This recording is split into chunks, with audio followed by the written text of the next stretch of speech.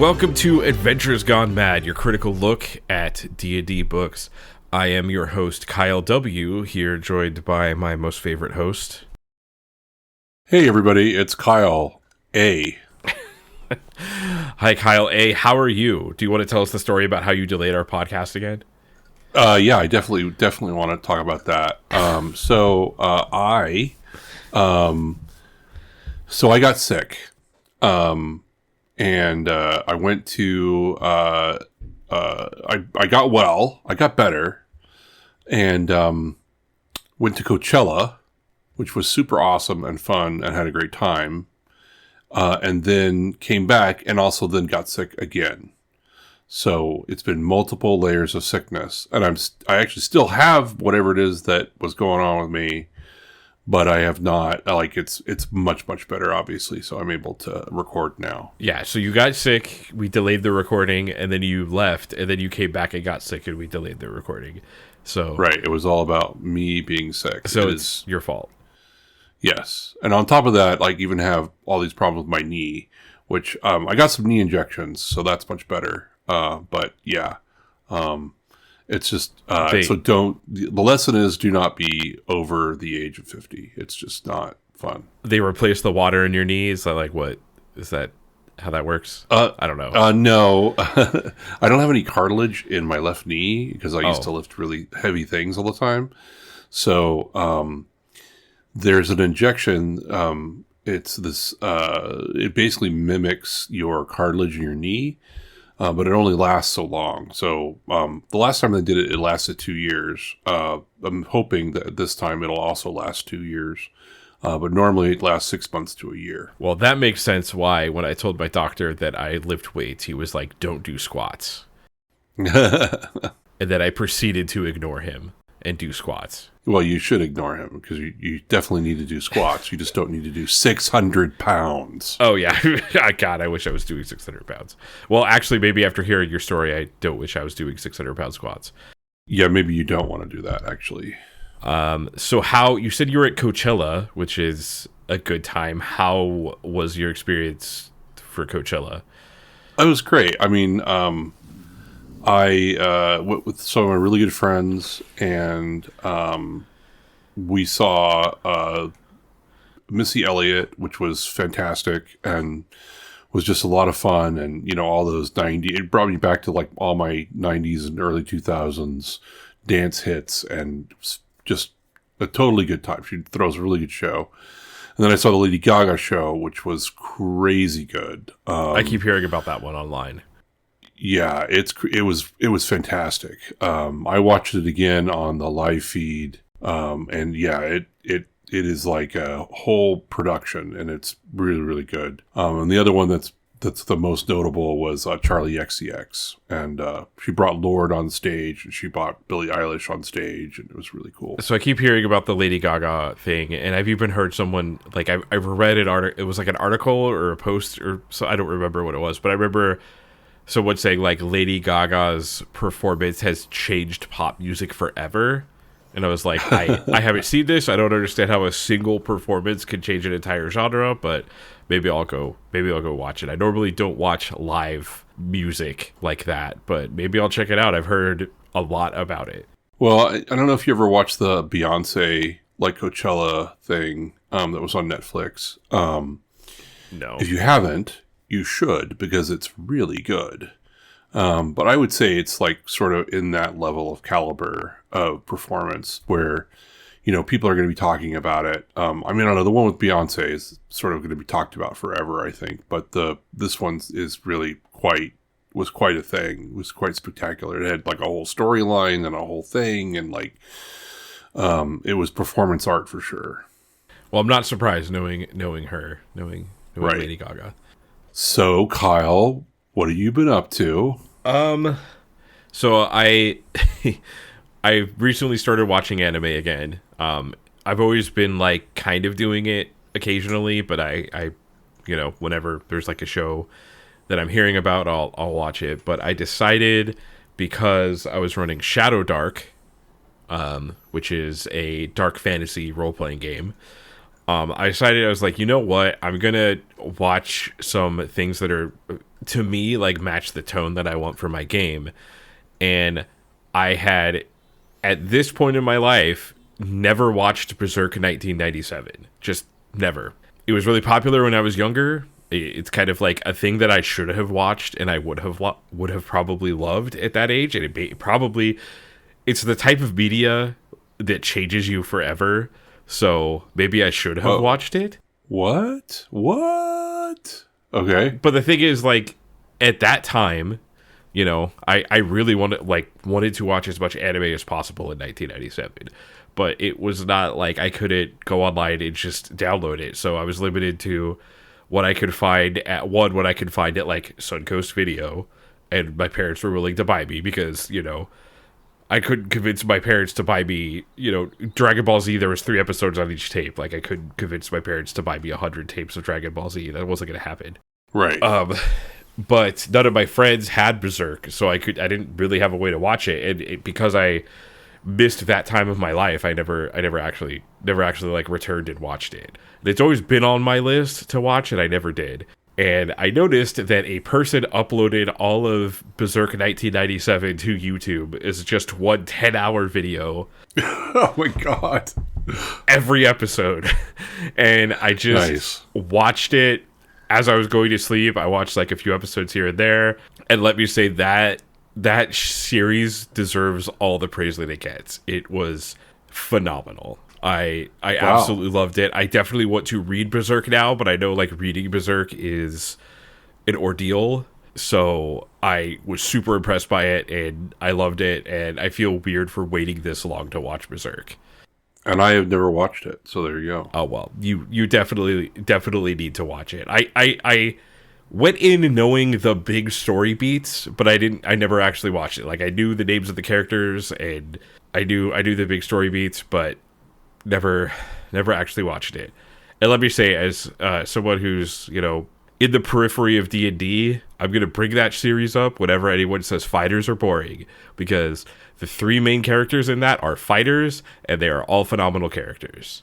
Especially Guts, who has no, like, Guts as a character is such a phenomenal character, and it's just so flabbergasting to me. Like, you go into that series being like, oh, he's gonna be like a big dumb sword boy, and he kind of is in a way, but he's just such a phenomenally written character.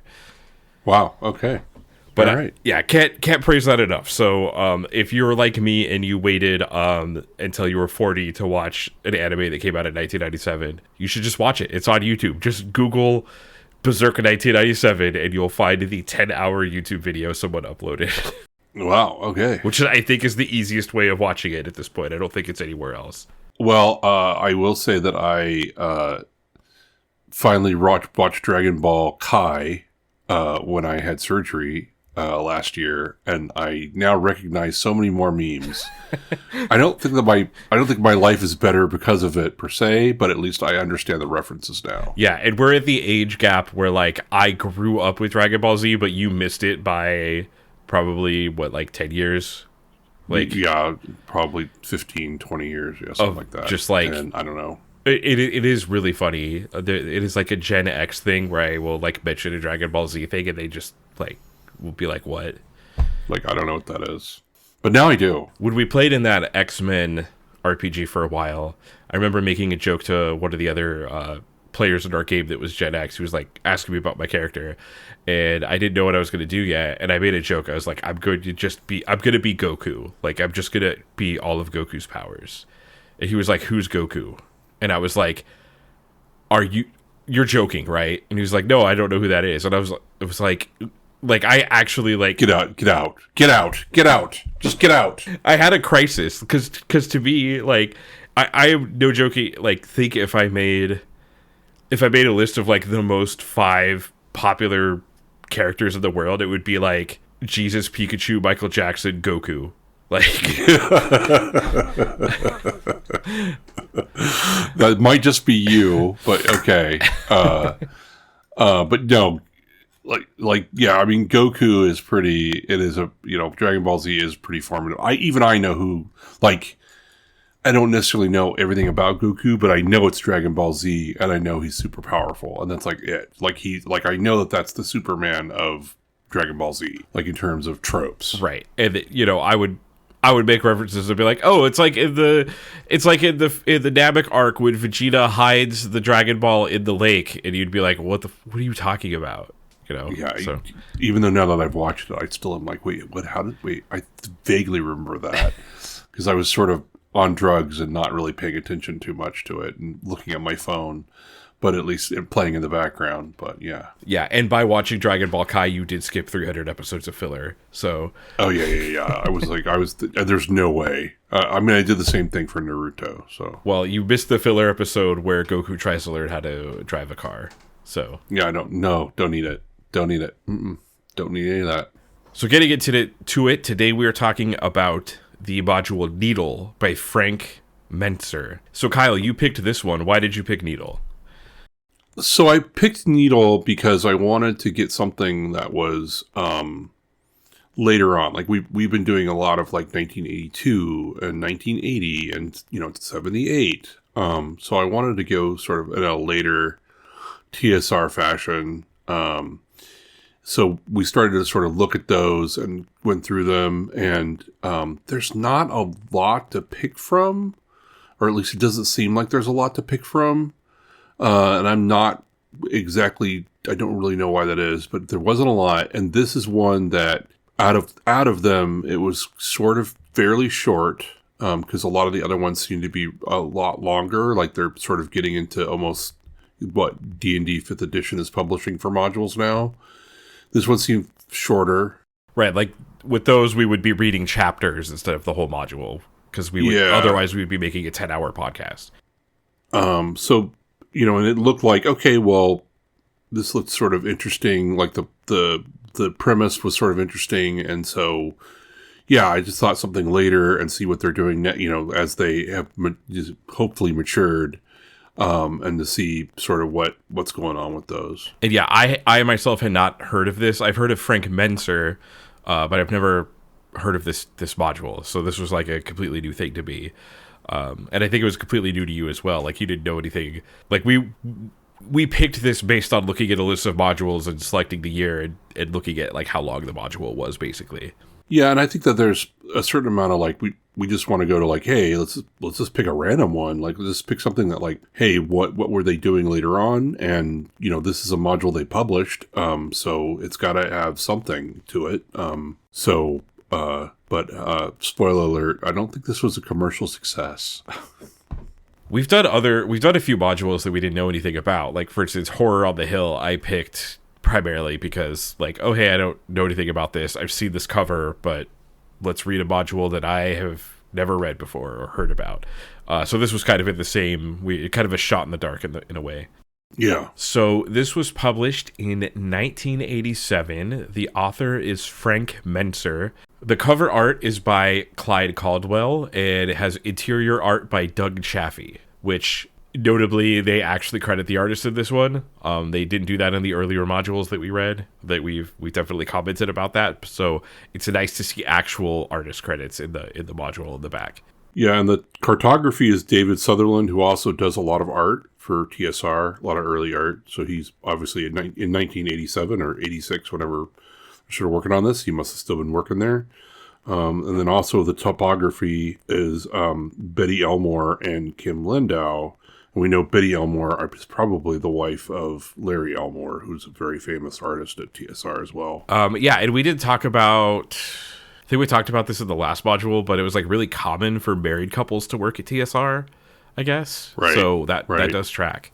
Yeah. Like, I guess it sounded like you got a job at TSR and then you found something for your spouse to do. Right. Like, yeah, we're going to make it a family affair for everything at TSR. So I was excited that this was in 1987 because I got to look up a new list of this. So the most popular film was Beverly Hills Cop 2, the highest grossing film in 1987. The most popular album was Slippery When Wet by Bon Jovi. And the most popular video game, to my surprise, was Outrun. Oh. Which... Huh. I looked up there's actually statistics for like arcade and home sales, and combining both of those, Outrun is the highest selling game in 1987, which is super surprising. And I definitely shared that with one of the hosts of Retrograde Amnesia, who is a big Sega person. So he was happy to see that Outrun was the best selling game in 1987. That is crazy. I had no idea. I'm trying to remember who I was in 1987. Shout outs to Sega fans out there. I don't know how many. I definitely was not playing Outrun. Yeah, I was not playing Outrun. Neither was I. I was around 3 years old at that time. Yeah. So Frank Mentzer is known as one of the, I guess, fathers of D&D. He's known for BECMI D&D, which is... BECMI stands for Basic Expert Companion Master Immortals, which is like still a game system that a lot of people play. So you will sometimes hear like old D&D called Mentzer D&D or BECMI D&D. This is the same guy. Right. He worked for TSR from 1980 to 1986, and he left when Gary Gygax was ousted from TSR. Right. And this was published in 1987. So he has left the company and they published his module. Yeah, there were some other modules that he published that I saw were repurposed and like packaged together. Like I think one was I think it's called Egg of the Phoenix. It was 3 modules that was packaged together. So maybe like he wrote this and it was republished. This was, as far as all of the modules that we have done, this has the least information. I couldn't find, there's many interviews by Frank Mentzer, but I couldn't find him specifically talking about Needle in anything. He did form the Role-Playing Game Association, also known as the RPGA, like playing convention games and organized play. He wrote 4 adventures in his own setting called Aquaria, which the adventures are called To the Aid of Falks, The Investigation of Heidel, The Egg of the Phoenix, and Doc's Island. And eventually, all 4 of those adventures were repurposed into Egg of the Phoenix, which is like a big adventure that's like 4 adventures. And then he was, after he joined TSR, he became the creative director, that was when he basically came out with like BECMI D&D, because it was his job to like put everything together into one. Because at that time, the rules were like in Dragon Magazine and in different publications, so it was all like putting it into one publication that was separated out into different levels. You know, coming from Basic, which was like level 1 through 3, I think, and then Immortals, which is like level 30 or whatever. Right. But BECMI is like a huge success. People still play that. It's been published in like tons of countries. Like it was very popular. As far as the artist goes, Clyde Caldwell, he is a fairly prolific artist. He's been in many things. When I was looking, I saved this sentence when I was doing research on him because I just thought it was great. Clyde Caldwell, an American artist, self-described as a fantasy illustrator, he is best known for his portrayals of strong, sexy female characters. Yeah, I noticed that too when I was looking at his stuff. It's like, okay. Yeah, if you Google Clyde Caldwell, he definitely enjoys drawing a Red Sonja barbarian woman. Yeah, he's into women. He's into drawing women. He's done some famous stuff, though. He has done... I did recognize his art that he did for Vampire the Masquerade, which is that, like, woman, I think she's wearing, like, jeans in the street, like, just, like, a vampire woman crouching down. It's, like, a very famous art. It's from the first edition of the game. So he's done art for a lot of things. I know he did Vampire the Masquerade, he did some White Wolf art, he's done some Magic the Gathering cards, so he's fairly prolific. The interior artist Doug Chaffee is also pretty prolific. He's done work in the 1989 Player's Handbook and Dungeon Master Guide. He's also done some Magic card art of some notable cards. Looking up his art on Scryfall.com, just picking out some notable cards that I know have seen play in different formats. Cheaty Face is a notable card, even though it's from an unset, so it's not in notable formats, but it's a card that people know about. He's also did the art for Crystal Shard, Oblation, and Skirk Prospector. But yeah, his style is very distinct. He has a very distinct style, and you know, when you look at a lot of these later on RPG books just in general. Like he's in a lot of different RPG books, not just, but especially these like later edition TSR Dungeons and Dragons stuff. Like he does a lot of the interior art for them. He has a very distinctive style. Yeah, and I'll just say it up front. The art of this is fantastic. It's the best part of this. Like, yeah, I love looking at the art. I love the way he draws characters. He has like a very consistent style, so it looks like it really helps like this feeling of there's this world with these fantasy characters in it, and I'm peering at them. It helps you understand what's going on in the module too. It gives you these nice little set pieces of like, oh, this is how this is supposed to look. So if you are running it and you want to describe things to people, like the art's going to really help you with that. Yeah, and there is some color illustrations in this too. Like at the very back, this has pre-made characters. At the very back, the art is there's color art of those characters. I'm assuming he also did the coloring. Was it a crediting for that, like there would be in comic books. So yeah, I assume he did the coloring on it. Although Donald Sutherland, that we've talked about before, was the topographer, so maybe he could have done it. I don't know. So for the cover that Clyde Caldwell did, I do want to point out, like what you said, that I would say the strongest thing, if you look at this picture, the strongest thing in here is the female character. Like, she's super drawn well. She is the focal point of the entire picture. And really, like, the rest of the characters seem to be sort of drawn a little more lazily. There's not as much, like, detail. They look like they're sort of just there. But, like you want to see what she's going to do. The rest of them are like, ooh, oh, yeah. There's a ton of detail in her hair because she has, like, wavy long hair.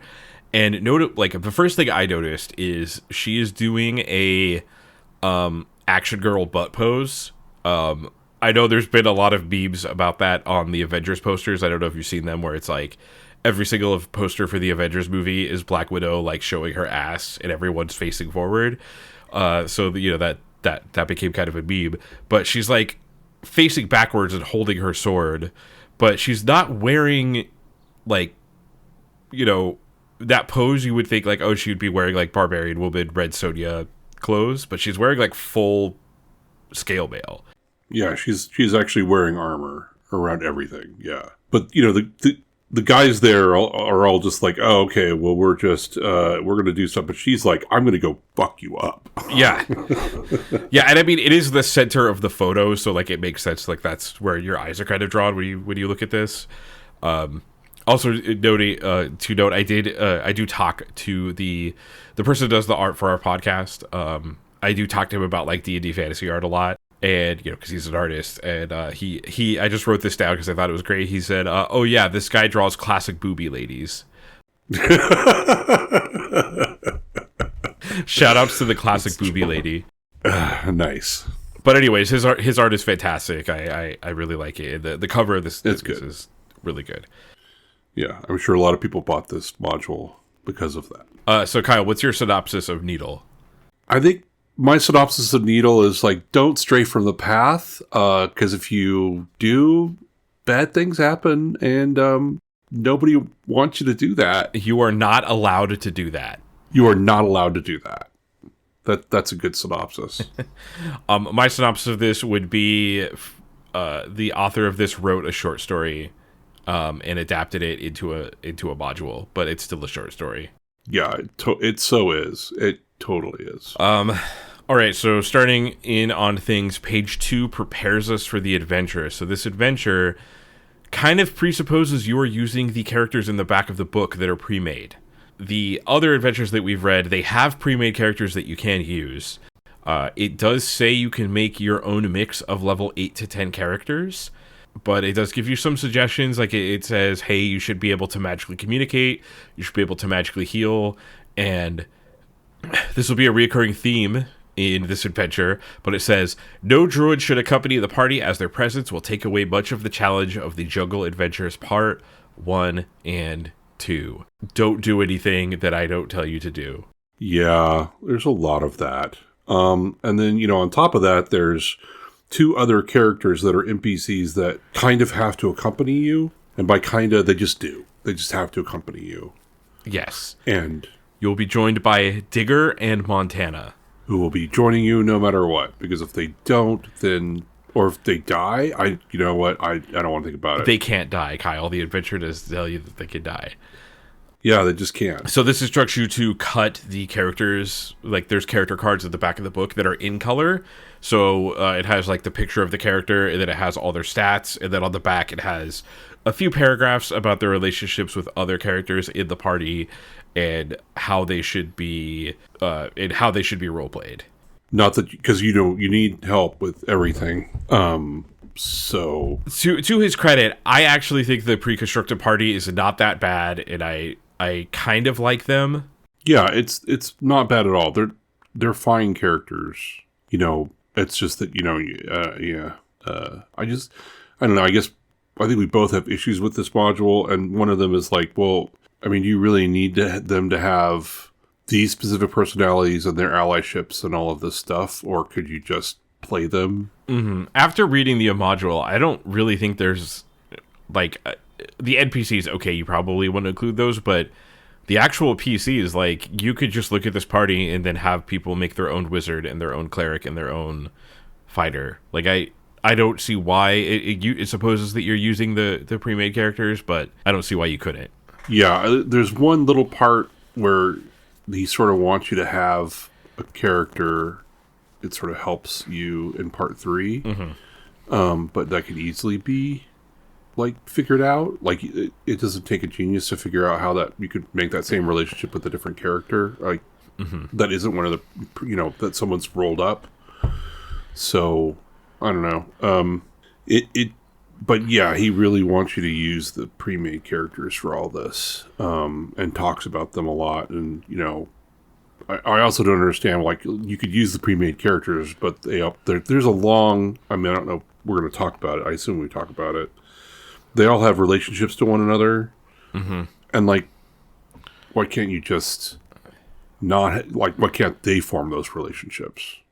Rather than you telling what they are. It also tells you in the back of the book, it tells you how the character, like, acts, but it also tells you what that character thinks about the other characters, which, like, one way to look at that is like, okay, I'm starting this adventure and I am playing Blondie and I think of the ghost as this, but it kind of, like, defines how your character thinks of other characters, which, like, I think in modern roleplay games we would want the player to come up with that. Yeah, I think there's a whole thing of, like, there's a sense throughout this whole module of, like, no organic play will be permitted. And yeah, I think we want, we know that we want more organic kind of feelings and things to come come together, I guess, is my feeling on that. And now, when I read that Frank Mentzer, like, started the RPGA, I was like, I don't have any like evidence of this because there's not much, like, when I was researching this module, there's not much information about it. But this read to me like it was written to be played at conventions, which is like why you would have pre-made characters. To me, it's an excuse for why you would have the pre-made characters be so important and why later on in the adventure you just don't want any sort of straying from the path. Right, and that makes sense to me. If this was being played at a convention, you would want to do that. But this is such a long module, there's no way you could get through it in a whole convention. Even if you're playing all 3 days, I think you would have a hard time getting through all of this material. Yeah, and especially there's a section where you can instantly die. So right. I don't think you could get through it. And I mean, I have played D&D Adventurers League, like, organized play at D&D. They used to call it Encounters when it was in 4th edition. So I've done that, and it's like they write the modules. It doesn't really feel like I'm just gonna use this, like, this is a loaded word, but I'll just use it anyways. It doesn't really feel like a railroad because, like, there's a little bit of an understanding between all of the players of, like, hey, we have 4 hours at this convention, like, we have to do the quest. And most Adventurers League modules are written like, you get the quest, you go to the location, you can kind of go around the location a little bit, and then you do, like, a fight or two, and then you're that's it. Your session's done. Yeah. But, like, it's written that way on purpose because you can't do like an open, it's really hard to do like a sandbox open game with one, with people you don't know, and two, with people that you don't know in a 4-hour session. So can we talk about the characters for a second? I think we should talk about them just because like that's where you're going to be handing this out to people. And that first page we read is sort of like talking about the characters. And like my first thing about the characters is like I really hate the names. I mean, like, are we playing a superheroes game? Like, what's going on? Oh, it's true. It is. They do kind of have like superhero names. Well, when you get into the actual synopsis, it is kind of like later on, the game kind of starts like a Venture Brothers like organization. So I guess like a little bit, but the way that I was thinking about it is like, if I was writing this, like, for instance, I'm looking at the characters right now. One of the characters is called the Ghost. I would name the character something like that and just let the person playing it come up with the name. But the Ghost would be like what I would call it as like the playtest name. But yes, they don't have the best names. And obviously you could change the names, but yeah, you could change the names, but I'm just like, why? Okay. It's sort of the anti-Gygax, right? Like we had these like bizarre... It is the opposite of Gygax. Sort of names, and now we just went to like Blondie. This is Blondie. Blondie is here, the fighter. And Slim, and Smiley. So going through the names of the party, we have the Ghost, who is a halfling thief. We have Blaze, who is an elf fighter magic user. Finder, who is a half-elf cleric ranger. And then we also have Blondie, who is a human fighter, and who is the woman we were talking about on the cover. Slim, who is a human magic user, and Smiley, who is a human cleric. Not my favorite. But, hey, you could easily change them to be actual character names. Or you could just make up a fighter. Who's 8th level, or make up a 9th level magic user, and that would be just as fine. So let me get to my notes on each character. So yeah, these are in the back of the book, and it's made so that you could just kind of cut them out and hand the actual the stats to the player, and then also the little synopsis of like how they act and how they feel with the rest of the characters. One thing that I will note, with the exception of like maybe Blondie, the characters on the front do not look like the characters in the back of the book. Like for instance, the rogue, who is, I'm assuming that's supposed to be Ghost. The Ghost, it does not look the same. Like the Ghost in the back has a mustache, and the guy on the front has like hobbit feet and does not look like him. So the first thing I noticed with the Ghost is like, wow, he knows Common, Dwarven, Elven, Gnome, Goblin, Halfling, Orcish. He knows a lot of languages. No, and Blaze knows even more. The elf knows even more. But like it's kind of funny because you think the Ghost is going to be like really like going through each of these characters. The Ghost, like the way that he's drawn, he kind of looks like he's a little edgy. But when you read his backstory, it's like he does wear dramatic clothing, but he really likes to tinker with stuff, and he was part of the Thieves Guild, and he knows there's another NPC. There's another NPC that you're going to meet later called Digger, who he also knows because they're both thieves. Right. Blaze is the worst character, and I hate her. I'm sorry. Okay. So I just want to get into this. She is the level 5 elf magic user, and she's the level 8 magic user. But here's one of the sentences in her backstory. This is Blaze. I always called her the Blaze, like the. I'm telling you, they're superheroes. It's so dumb. She absolutely hates poor people, dirtiness, and anything that reminds her too strongly of her past. So I love it. So her backstory is that she grew up poor, and because of that, she hates poor people. Yeah, when you grow up poor, Kyle, when you grow up poor, you hate poor people. Which, like, normally you would have more empathy for poor people, but you would think. But anyways, like, I'm sorry, I'm not gonna. It's gonna be hard for me to like, especially in a heroic D&D game where I'm playing as the heroic character. Like any character that starts with "she absolutely hates poor people" is like.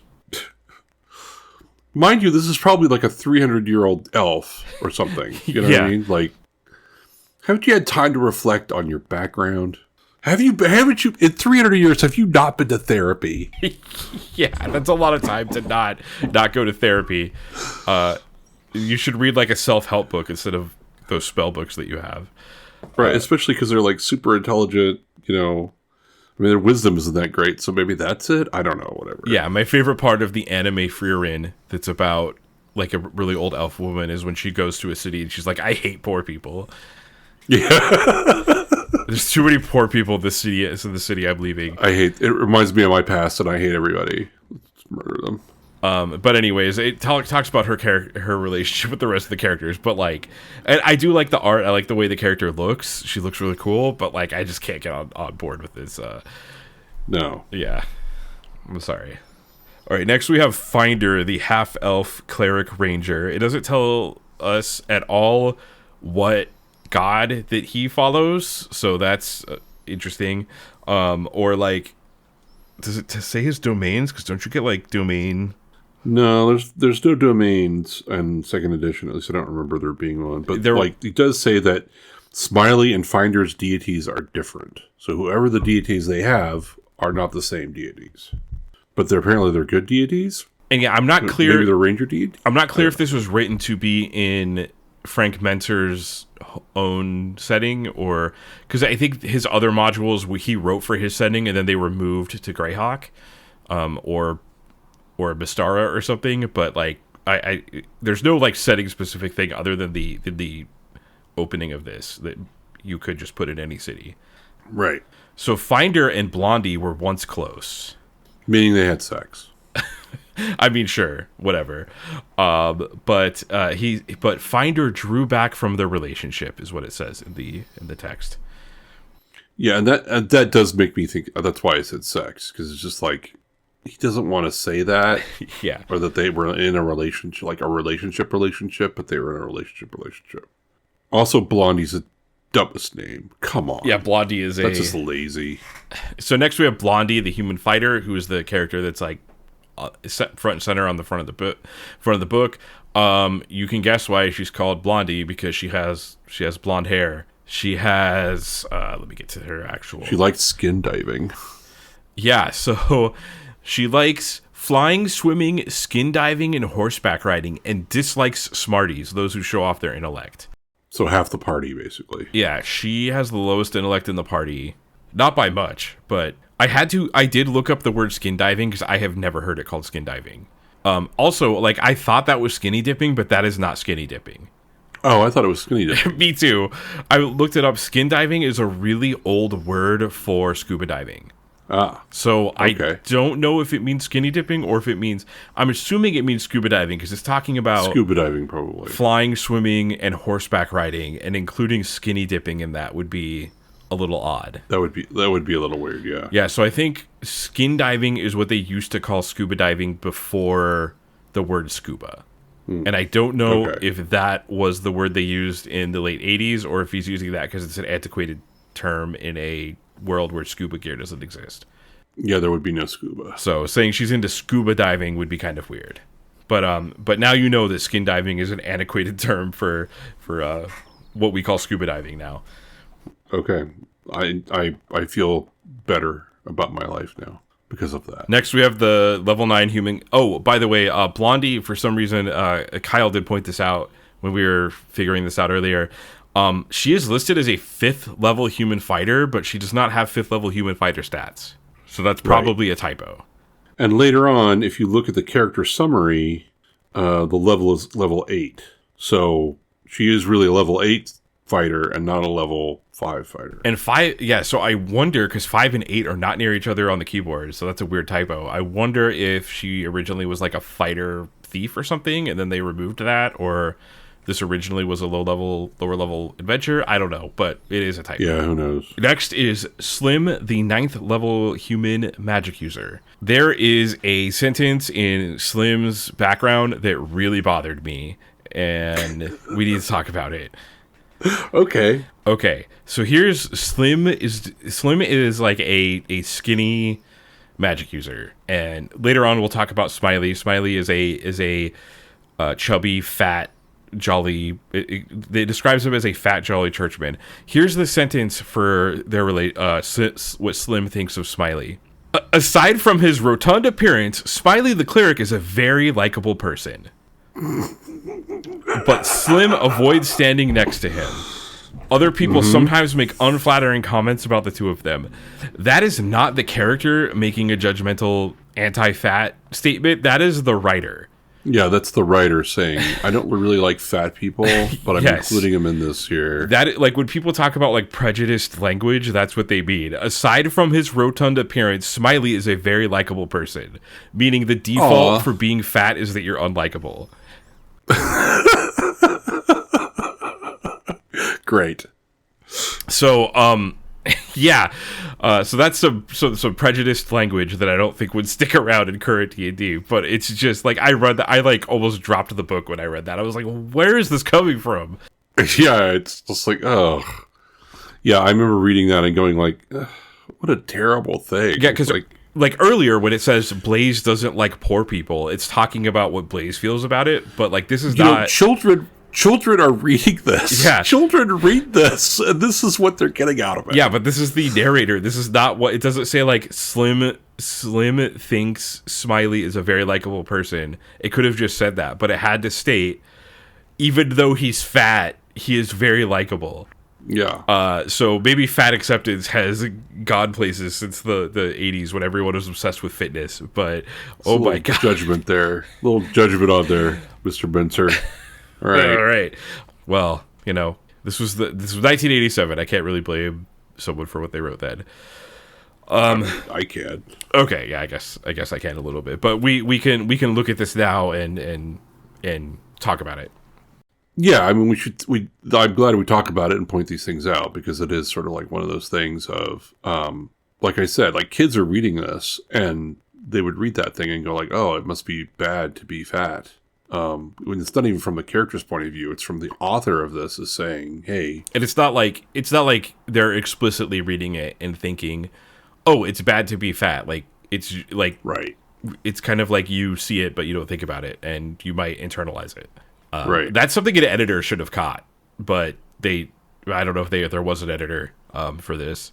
All right, moving on to our level 9 Smiley is a level 9 human cleric. He kind of looks like both of the hosts of this podcast. He is a fat, jolly church man dedicated to bringing peace and happiness to the world. With a beard and receding hairline. So yes, we both look like he looks like us. He has grown too wide for any available plate mail, and because of that, wears chainmail. Too fat for plate.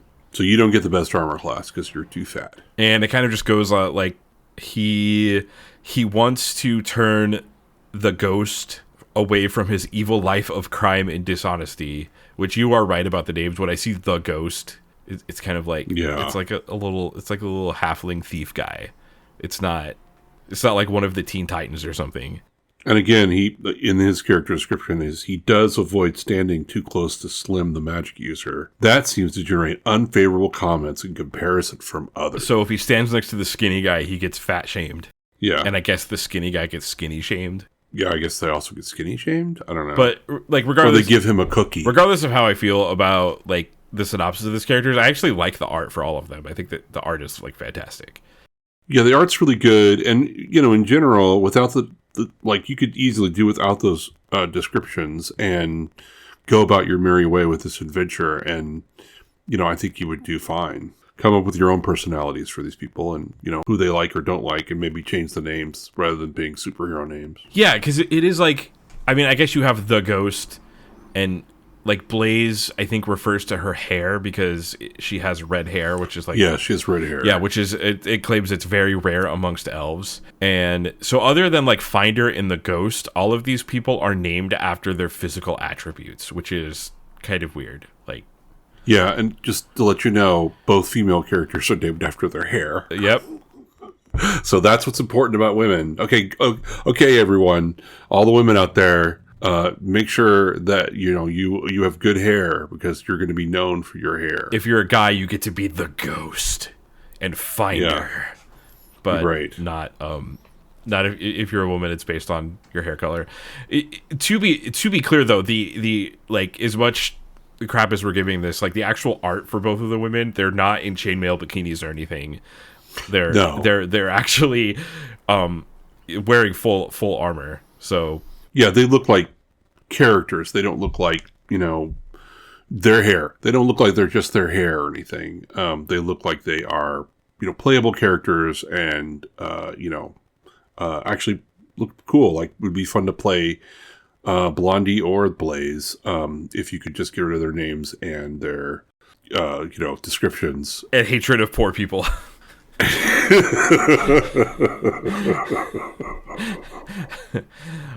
Oh man, it's gonna be a long podcast, everybody. Yeah, we get in because there's a lot to talk about. All right, so there's a couple NPCs on that we're gonna also talk about on page 6. They join you on this adventure, at least for part 1. You have 2 additional NPCs with you. There is a dwarf, I guess female dwarf fighter, level 8, named Montana, who has 7 strength. Yeah, what the fuck? And 15 dex. And she clearly fights with a battle axe. So right. I don't know why she's got 7 strength. Blondie has 18 strength, so I don't think it's they could have just given her normal strength. I don't know if he actually rolled all these stats or what, but I did notice that she has 7 strength and she fights with a battle axe. Yeah, I guess if you're gonna play that character as the DM, you'd probably want to use the crossbow a bunch if you can. I don't know. And she also wears plate mail, so she's got 7 strength, but she's wearing plate mail. Also, there's some hilariously fat-phobic language in here as well. Montana likes fun and games, boisterous activity of any sort. She dislikes weaklings and fat boys, although she's come to respect Smiley's clerical skills. So at least that's the character making the judgment and not the writer in a way, but still. But you wrote the character. You did write the character, yeah. So yeah, it's not the language of the writing being the author, but it's still the author wrote this, and they could have just left that out. So basically, when you're the DM, because this is an NPC, you could sit there and call everybody a fat boy. So have fun with that. And then we also have there's a digger, the level 5 he's a level 5 fighter and a level 8 gnome thief. He has a secret hoard of magical treasure that he stores places. He looks exactly like a World of Warcraft gnome. Like he has the same beard and twisty mustache as a World of Warcraft gnome, but I can't stop thinking about that when I look at his art. Yeah, absolutely. Looks like a World of Warcraft gnome for sure. There's also Torgal, who is not going to be in this as much as the other 2. He is a level 13 human magic user. The opening sentence for him is very fun. Torgal is 52 years old, but in remarkably good shape. I'm 53, so we just talked about your knees, so I don't think you're probably not in remarkably good shape, right? I am not in remarkably good shape, I wouldn't say, especially right now when I don't feel very good. Also, it is just, you just look at him, it's like he looks like a normal guy. Yeah, he just looks like a normal 30-year-old. How about that? And he's actually stronger than Montana. He has a 9 strength. He has a 9 strength, yeah. And he actually has 16 constitution, which is 1 less than Montana. So, yeah. He actually has got some pretty good stats other than his strength. So, anyways, he lost a large salami at the tips of 2 of his fingers due to disintegration, which we will get into later. But he will show up at the end of Act 1. Yeah, it's basically, yeah. So we skipped, just so everybody knows, we did skip over to, because we want to talk about these NPCs while we're talking about, all the party makeup stuff, because I think that fits better. Yeah. We sort of think that fits better. So that's on page 6, so then we go back up to page 3, and now we're going to talk about a little bit more about the adventure. Okay, so this talks about the native life of Act 1. So we get the adventure background, which is wild. Like when I was reading this, I was like, what is this adventure? It involves a magic portal and spider people and like nautical stuff. Like this is a crazy adventure. So I had high expectations going into this. Yeah, and I thought, okay, could that kind of make sense because you're talking about levels 8 to 10, like you're pretty powerful, going to be some pretty powerful PCs. So you'll have some sort of world, not necessarily world changing, but definitely like kingdom changing level stuff. All right, so on page 3, it talks about Act 1, it takes place in a jungle, and it talks about like the native life in the jungle. So the first group of people that you will talk to or see are called the Gripply, they are frog people. They are originally from Monster Manual 2, which was released in 1983. So they are not like specific for this adventure. Oh, I didn't know that actually. I did not know that they were not written for this adventure and they were actually in the Monster Manual 2. Yep, I had to look that up because I was curious. But yeah, they are in Monster Manual 2. They are like a little different in this adventure, but they were not written for this adventure. They are frog people that are about 8.5 feet tall, and they have do they all have psionic powers, or is it just the mother? I thought it was just the mother. Yeah, so they're somewhat similar to bullywugs, except the leader of their village is called the Mother, and she has incredibly powerful psionic abilities. And also, interestingly enough, this part of the book tells you how many Gripply you're allowed to kill. So it says one or two may be slain by mistake if they're provoked. If 5 or more are slain for any reason, the entire village flees into the jungle. And then in part 2, if 8 or more are slain, then it says that like it tells you how many come to attack. And it's very bad if you slay a bunch of them because the Mother is psionic and she can basically make the entire jungle attack you with her psionic powers. Which is interesting because of what goes on in part 2, but that's okay. The Gripply village is not visible from the air, is completely hidden under jungle cover, which is a theme we will get into. The author of this does not want you to do anything in the air at all. Yeah, no flying. There'll be no flying. No druids, no flying. Yeah, no druids, no flying. So moving on to page 4, it talks about the Mother and how she's psionic, and it goes into her psionic powers, and it starts with this sentence, which is just wonderful. Page 4, the Mother. Once per day, the tribal mother can produce a musk spray covering a 20 by 20 foot area 10 feet high in front of her. Like, just let's get the most important detail out of the way first. Yeah, so, we don't know what she looks like or anything, but she can spray you. She can make it says it's the same effect as the stinking cloud spell. Anyone within the cloud is automatically helpless except moving. So you could only move out of it if you're in it. It also talks about the Gripply use poison. It goes into more of her psionic powers. Okay. The other thing, so the Mother, for some reason, doesn't want you to cut down trees, so she tells you not to. And she says there's a very great evil that may happen if that warning is not heeded. She also tells you about the group of 12 conservative Gripply. There's a section that you go to later that they consider to be religious.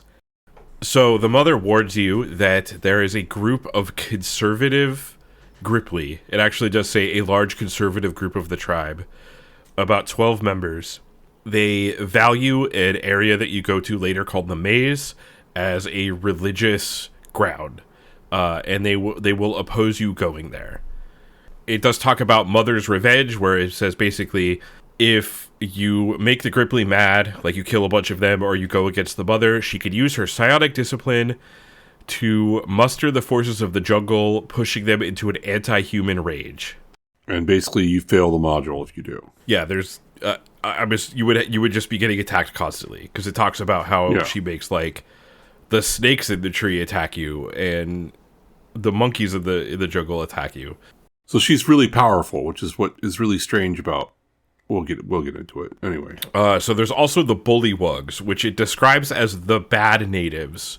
Now it means like evil, like D&D evil, but it just like starting something with the bad natives is like very loaded. Right. It says the bad natives are frog-like beings physically similar to the Gripply called bullywug. And they are at war with each other, the bullywugs and the Gripply. They're basically sort of the same kinds of creatures. But yeah, they mean bad as in sense of like good and evil, but like any editor should have been like, hey, you shouldn't start a sentence with the bad natives for basically any reason. Yeah. There is like some things here that are like, I think maybe unintentionally feeding the tropes of like native individuals being dumb, but it says bullywugs are less intelligent than Gripplies, but more aggressive. The more intelligent among them may wear armor and use shields.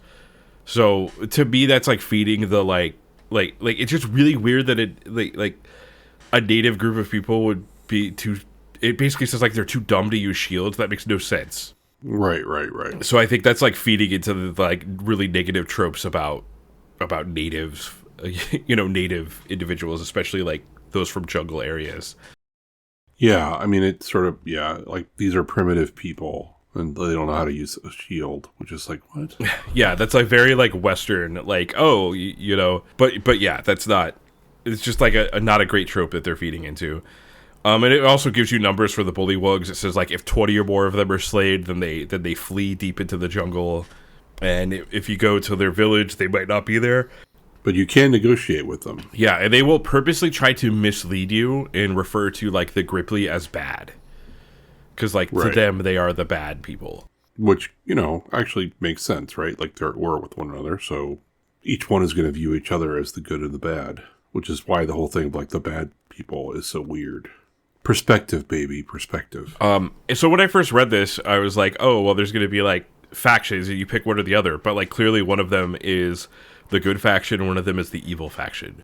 Right. And if you're using the pre-made characters, like, the pre-made party is not evil, so I don't see why they would side with the bullywugs unless they were tricked.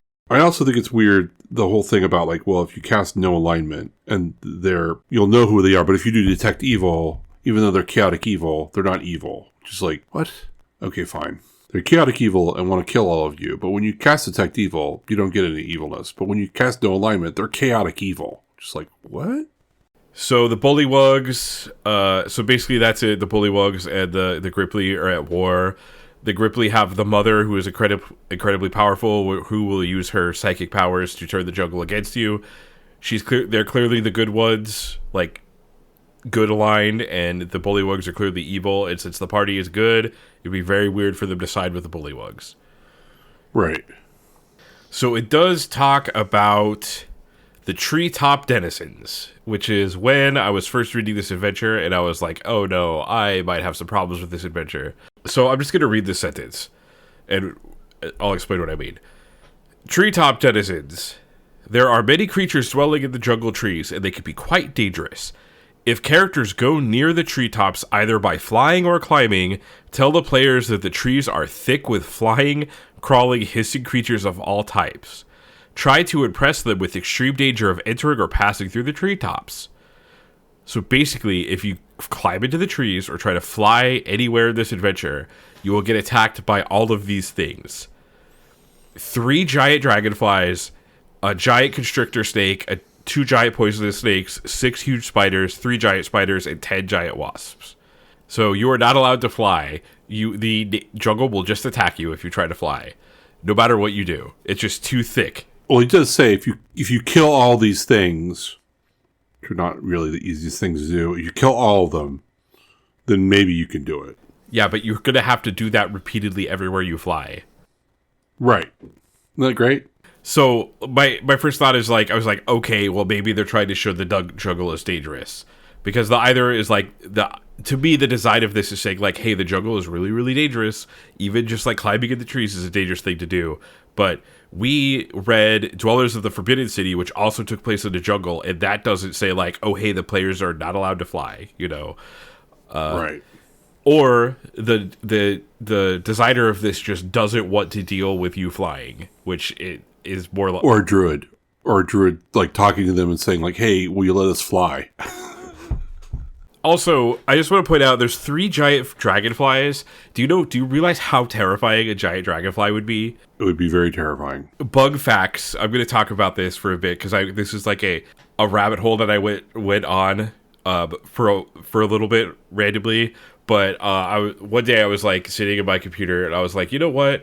I like reading about random like animals and stuff. I was like, I wonder what is generally considered to be like the most apex predator thing in the world. And did you know that is the dragonfly? I did not. Okay, so 1, dragonflies' ancestors were the first thing in like Earth to fly. Like the things that eventually became dragonflies were the first thing. So dragonflies fly in a very weird way, and they can control all 4 of their wings independently. So they are able to move at like an incredible swiftness in the air that no other insect is able to match. Wow. They can also fly 30 miles an hour. And they are like the best hunters of insects. So if you are an insect and a dragonfly sees you, you are dead. If it wants to eat. Nice. There's no escaping. Wow. It flies 30 miles per hour and it can independently move all of its wings. You are not getting away from it. It is basically an Apache helicopter coming at you. Nice. So the idea of a giant dragonfly is not just like, oh, it's just a giant bug. It is like the apex predator of apex predators coming at you. So there's my segment on dragonfly facts. Dragonflies are really cool. You should go read about them. They only have an AC of 3 though, so I don't know, man. They have 35 hit points. Yeah. they're pretty buff. So yeah, if you're looking at this and you're like, why are dragonflies just like so strong? It's because maybe the author knew about dragonflies when he wrote this. Right. All right, on the next page are the NPCs that we have already talked about. Yes, we can go to page 8. It does. I also want to point out in my notes, Digger is evil, but that's right. I forgot about that. He's like more selfish than anything. So it does talk about how he's like a big jerk that likes to steal from people. Right. Which comes up later, but in a really lame way. All right. So skipping to page 10, it gives you the background of the adventure, and it gives you some box text to read. So the characters are part of SMART, the Syndicate of Master Adventurers for the Recovery of Treasure. Which, when I read that, I was like, this is Acquisitions Incorporated. Like, that's the same exact joke as Acquisitions Incorporated, except this is in the late 80s. So this predates Acquisitions Incorporated. So it's like 21 years before Acquisitions Incorporated. It has like a very Venture Brothers vibe going on, which I love. I would love to be in the Syndicate of Master Adventurers for the Recovery of Treasure. I think that's great. Yeah, that sounds great. So, and actually, in 5th edition, there is an Acquisitions Incorporated book that like tells you how to run that type of adventure. So, if you had any interest in like a Venture Brothers style game, there is a book in 5th edition that will help you run that type of thing. And I am a big fan of Venture Brothers. I mean, anything that has the main villain being the Guild of Calamitous Intent. That is the best name ever. Yeah, they're great. Oh, yeah. So this does talk about the setting of the game. It basically, if you are, there's like several different guilds in the main city that this is from, that it doesn't really tell you what the city is called. It just says the capital. I'm assuming this might be from Frank Mentzer's like own setting that I don't, maybe he just wasn't allowed to put that in here. So they just call it the capital. All professional adventurers, due to royal decree, from the capital must belong to a guild. So you're all of the people that we talked about earlier are from SMART. But there's also like, it calls out the Assassin's Guild, the Legion of Law, and many others. So you have to be in a guild. I mean the background thing is actually kind of cool. Like I actually like that whole piece, and like, I would want to flesh that out more and like all kinds of stuff. But yeah, and I mean, like, this was before Venture Brothers. Like, there's no way that I could make SMART without it being a like incredibly ineptly run like a Venture Brothers thing. Like that's basically how I would do this. It does do so. The box text is really weird. It goes from exposition. It tells you like exactly what to say. Whereas we just read like the Desert and Desolation series, which is like tells you about the box text in that is what you are looking at, like what the characters see. And that's all this talks about. This gives you exposition and what to say. So just to like towards the end, it says, So basically, the king is sending you out to find. He's heard of a large and powerful magic device located in the middle of ruins, far away in the jungle, and he wants you to go. He wants you to go retrieve it, and he puts you on a ship and sends you to the jungle. So here's like the sentence at the end. The device is rumored to be a large pillar with flat sides. No verifiable details of its size or powers are available. This adventure begins in the early afternoon of a clear sunny day. Your ship is nearing the end of a 3-week voyage southward. The lookout suddenly cries, "Land ho!" So it goes from like the exposition of Smart and like how this adventure goes to that. So it's like what you were supposed to say exactly. It's not just what the description, like what your characters are seeing. Yeah. It's very weird. It's very strange. All right. We're going to get into the, this is the second part of the adventure where I was like, oh no, what is this doing? I just put a giant WTF in my notes on this next part, Kyle. Yes, I'm sure you do. Okay, so the it says pre-start saving throw results. So, when you start the adventure, there are 8. Every single character makes 8 different saving throws, and you write down if they passed or not. So it has a little grid here for Blondie, Slim, Smiley, the Ghost, Blaze, Finder, Montana, and Digger. And it basically, you call for these rolls, but you don't tell them what it is. So you say like, okay, everyone save versus poison and tell me what you got. And then you write it down. Yeah. And then again, save versus poison. Well, and I guess there's no DC, so you know if they pass or not, because that's how saving throws work in this edition of the game. So basically, you write an X if they fail, and like a tick mark if they pass. So you say like, hey, everyone roll save versus poison. Okay, now everyone roll save versus poison again. All right, now everyone roll save versus breath weapon, and your players go, why are we doing this? And you go, just roll and tell me. Yeah, just tell me what the results are, thanks. It'll be part of the adventure, I guess. Yeah, so it's poison, breath weapon, spells, no wisdom or resistance adjustments, spells, no wisdom or resistance adjustments, spells, petrification, and death. But 2 of those saves are not used. So they are, save F and G, spells and petrification are not used, so it's just like a bluff, essentially. Yeah, so that like your players are like, well, I don't want to, I don't know what all these are for and what I'm using. It's very, yeah. And your character's like, the players run into these things later. There's no reason for you not to just call for a poison save. I don't understand why you're pre-rolling. Yeah, it doesn't make any sense to me at all. It really doesn't. I don't know if you're trying to save time or what. I don't know. It doesn't make any sense. It's extremely weird. And there are things in D&D that are like worth pre-rolling. Like I pre-roll initiative a lot as a DM. Like if I'm coming up with an encounter and I know they're probably going to run into it, I will just roll the initiative, like, and write it down so I don't have to do it later. Like that makes sense to pre-roll. There's certain things that make sense, but like interaction with the environment does not make sense. Does not make sense to pre-start because you don't know if your players are going to run into it.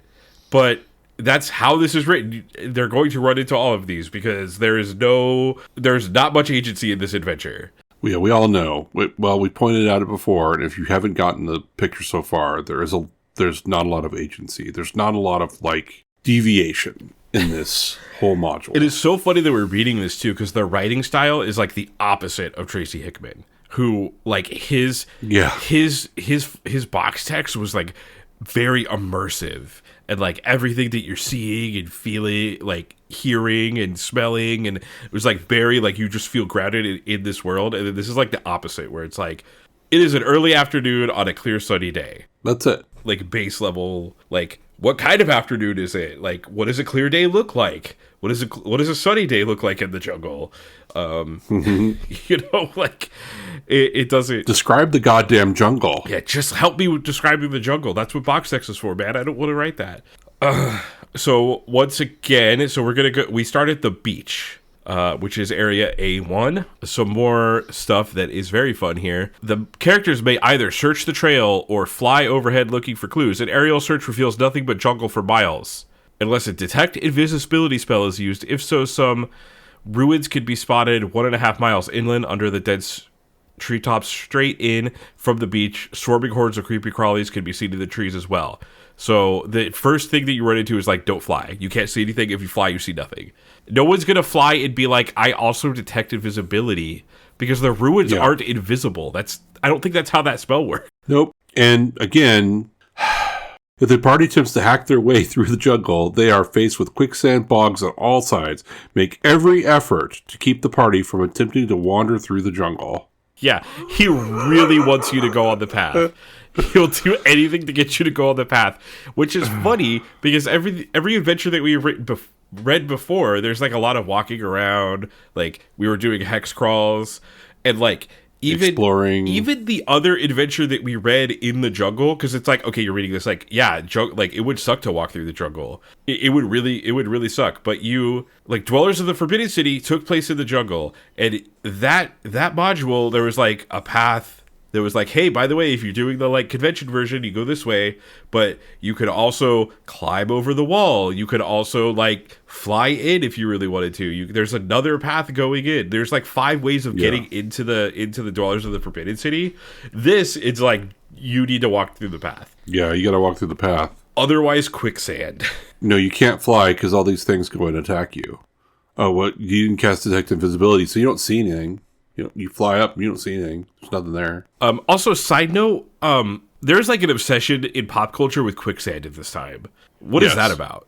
Because I Bugs Bunny. It was Bugs Bunny. Okay, because I was terrified of quicksand, even though I grew up in like the place where that will never happen, because it's dry, super dry, like in the desert. But like Scooby-Doo, yeah, like it was all the cartoons at the time. Yeah, just had lots of quicksand. I was 80% sure I was going to die in a quicksand-related accident when I was a kid. So it's funny, like this came out in the 80s and it's talking about quicksand. Just wanted to point that out. So the next A2 is just titled Weirdness. One thing that I do like about this adventure, all the monsters in the back, it will source what book it's from, which is super helpful. So you will run into, I have no idea how to say this, Kyle, and I'm sorry to anyone that's listening to this that does know. You're going to run into a Basitarond, which is from a Monster Manual 2 on page 15. So I wrote, thank God the back of the book sources what books these monsters are in. So I do love that. Now, Kyle, do you know what this looks like? I have the picture of it. No. Okay, I'm going to send it to you. This is really good podcasting. You just need to see what this thing looks like. How about this? I'm going to send this to you and you describe what the hell this thing looks like. It looks like a walking mushroom. That's what I would call it. A walking mushroom. It kind of looks like, are those, I don't know what they're called. I see them in like Chinese bakeries, the like custard, the like egg custard things, like the bowl of egg custard. It looks like that with feet to me. Now, this is the first time. So you've had your players pre-roll their saving throws, and then they are going to walk into the beach, and then from the beach into weirdness, and you are immediately going to use saving roll A, which is versus poison. So basically the Basitarond is a multi-stemmed fungal monster with an orange color cone shape thing. And it can release hallucinogenic spores. So you run into one of these and you don't know that you ran into it. It basically just like spores you as you're walking by. So that is a reason why you like rolled those saves, so the players don't know that they are hallucinating if they failed. Why? I don't know why they couldn't just be walking, get to X, and then, hey, everyone roll a goddamn poison save, and then do the results. I don't know why it needs to be pre-rolled again. Yeah, so... who knows why? Well, so the reason why is because on the next page, so basically, if you fail your saving throw, everyone gets a message. So basically, there on the next page, on page 11, there is messages and delusions, and you give the people who failed a delusion, and the people that passed a message. And you basically they read them like in secret, and then they like kind of go through the scenes. I don't understand why I still don't get it why that needs to be pre-rolled. I don't know. You could just it still doesn't make any sense. But you did anyway. We pre-rolled it. Now you get to hand out stuff ahead of time, I guess, and know who's supposed to get what. Well, if you want to do that, because you're saving time. I don't know. But like having things in secret is not. It's not like an abnormal thing. D&D has been doing that since the beginning. I would rather it just say like, hey, before the game starts, write down all these saves so you have them so you can roll them behind your screen. Yeah. Like the DM rolling in secret is not an abnormal thing in D&D, especially at this time. Like I don't use. I think maybe. I guess you're saving time by doing it this way. I don't know. I don't know. It's because it feels like it's because it is written like a story that you're moving through, and it's kind of like this is like those saving throws are like the most agency you have in this story, right, in a way, and we, it's a dice we can't roll. have that.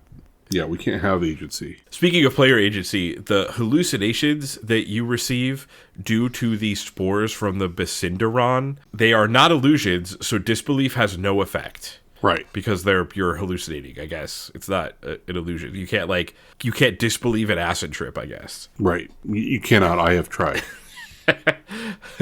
I do want to say disbelief has always been really funny to me. Like when I was a teenager, I would joke with some of my friends. Like we would make jokes about like if something happened that we didn't like, we would just say I rolled a disbelieve because the idea of disbelieving something is really funny to. Yeah, same. But we did that, especially amongst any of my D&D friends. We would just say like, I disbelieve. Yeah. I disbelieve. I disbelieve. Yeah.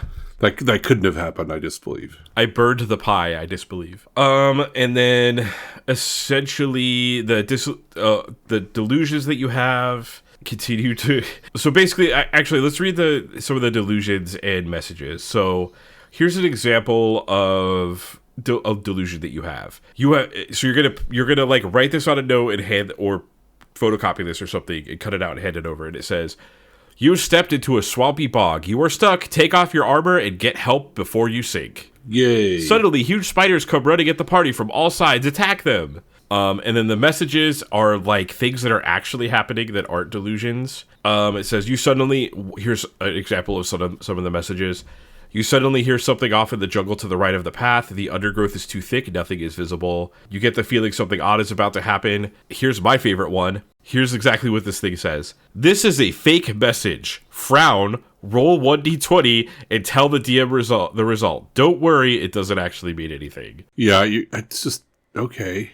So I guess I get what they're going for with this, but it is just handled in such a, like, weird way. Like, yeah. There's so much going on here that doesn't need to go on here, I think. I mean, I get maybe trying to like this whole scene of like, hey, some people in the party are hallucinating and some people are not, and you have to figure out like, you know, the people that are hallucinating might be trying to like attack the party or something. Like that's not new with D&D. That's probably been happening since the first some of the first D&D games.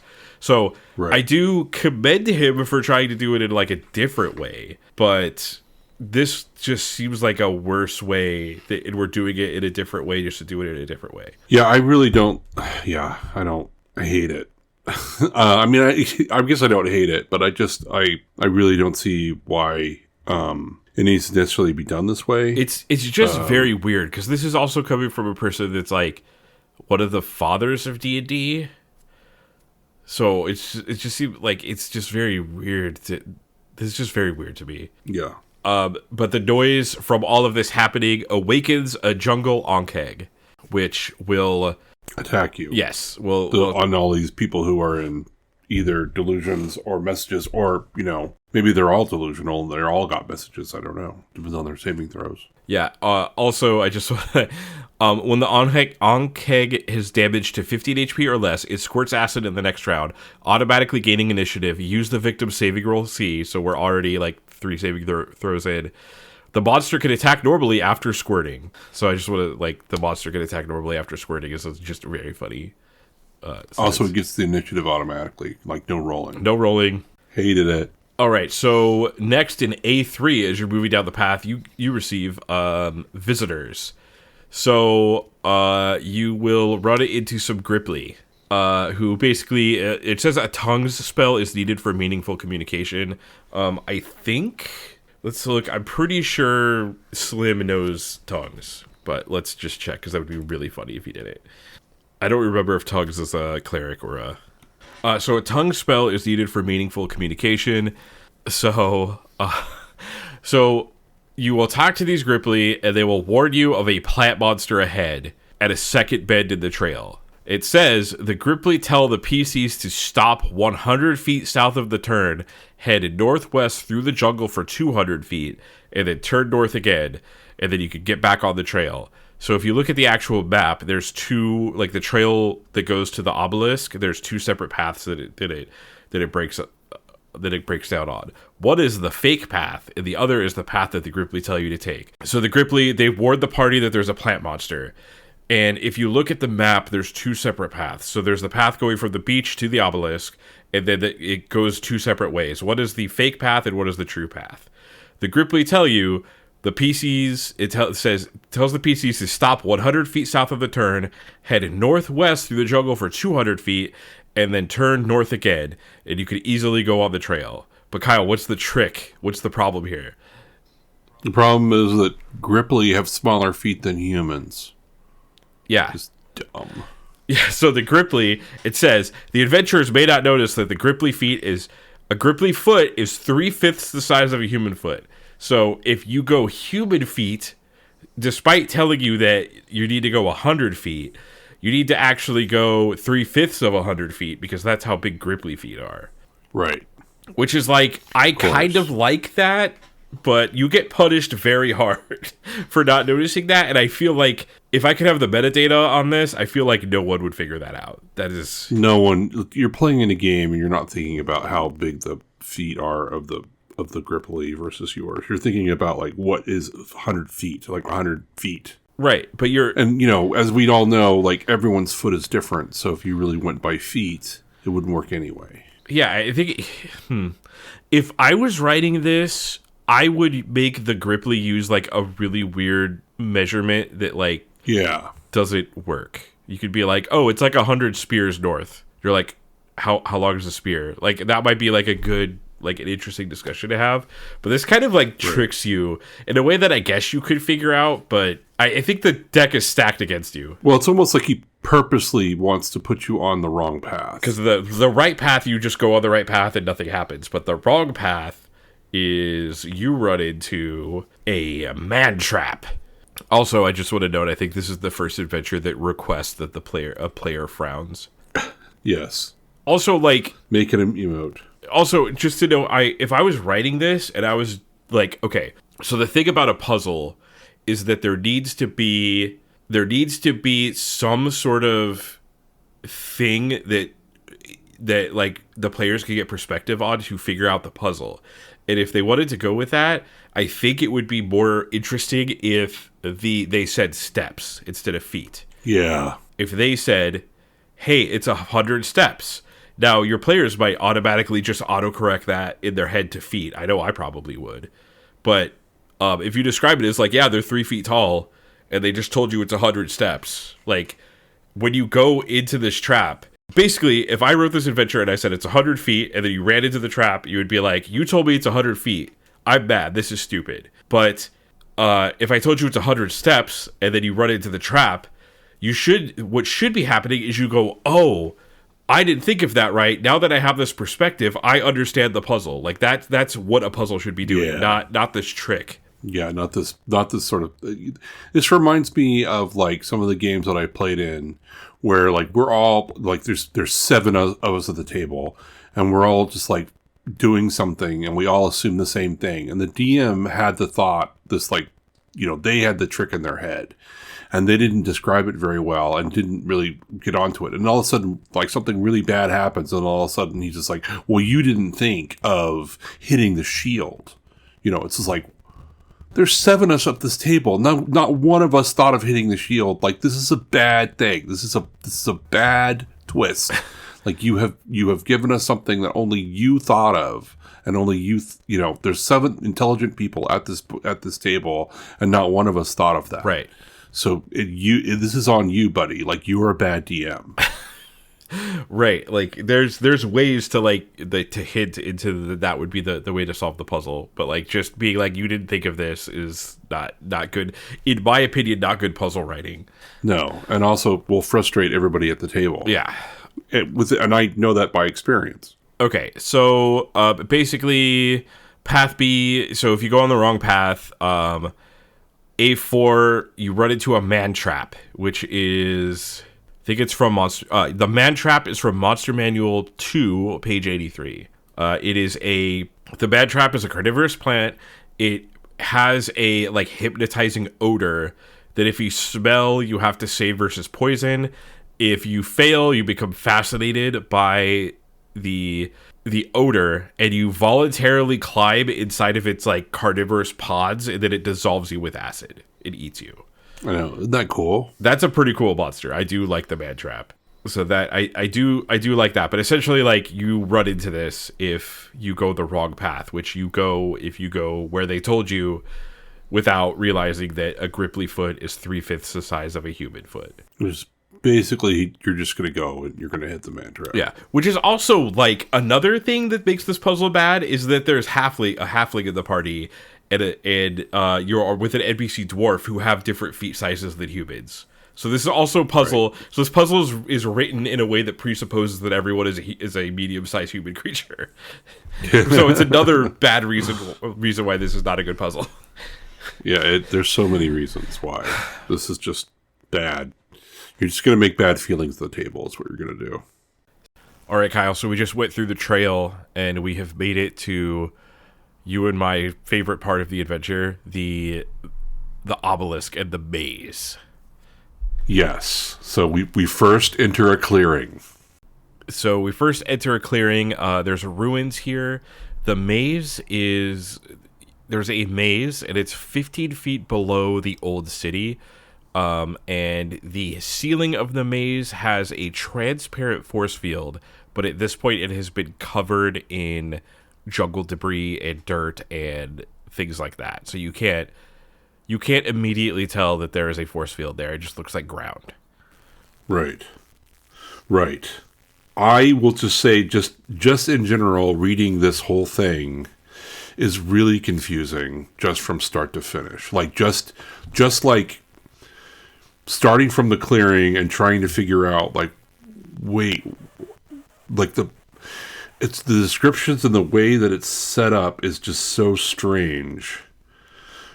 I just want to sort of preface that so that, like, I had a hard time with this section just in general. Okay. And it's I'm still not that clear about it, other than it is very confusing. It's like the maze is supposed to be confusing, but you would think you would try to make that less confusing for the person reading and how to run it, if that makes sense. Yeah, so the setup of the maze is that you get to the obelisk area. Right. And it calls it, like, the old city. Right. There is a maze that is a rectangle, and it is 15 feet below the ground, like where the adventurers are standing, like ground level. Right. That maze has a transparent force field on the top that has been there for so long that it's covered by the jungle ground at this point, and you can enter the maze on any corner of the rectangle. So the four corners of the rectangle are how you get into the maze. Right. There is only one path that makes it through the maze, and the way that this is set up is that there is, like, a player handout. So the book is set up to tell you how to run the maze, and then it gets to how you actually get into the maze, which is, like, maybe a little backwards of how I would do it. I would say, like, how you get to the maze and then talk about running it. So moving forward a little bit, I'm going to move to page 14 and then back to page 13. On page 14, it talks about the clearing. And in this clearing is basically, like, you're standing on top of the maze, like you're standing on the roof of the maze, which is a force field that you can't see, it's, like, below the ground level. So it does say the sticks and rubble that are on top of the force field can be cleared in 16 man turns of work.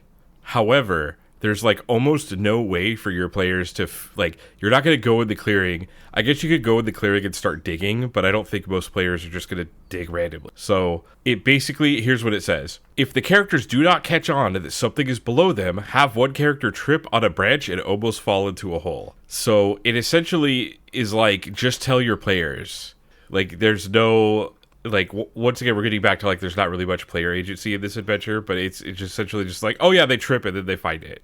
Yeah, I think, there are so many problems with just this first, this whole part, where it's like, you don't give anybody any clues. It's the same thing with like the, foot size of the bullywugs, like, or the glipply. Like, you don't, like, you're not giving them even if he gives you descriptions of what you're supposed to say, but it doesn't give you an idea of like, oh, there's something underground. And it even tells you, so when you uncover it, you're supposed to read, with a little work, you uncover a wondrous sight. A maze lies below you, surrounding the central pillar. With the area cleared, you can easily map the whole thing if you take 2 or 3 turns to do so. That's in the box text. And then the next thing it says, if the characters do not take your hit to map the maze, try to subtly encourage them to do so. Because the idea is that there's a force field on the top of the maze that you can see through. So you have to clear the entire top of the maze so you can see the maze. Because it's a transparent force field top. So obviously, like, it would be a really crappy maze if you could just, like,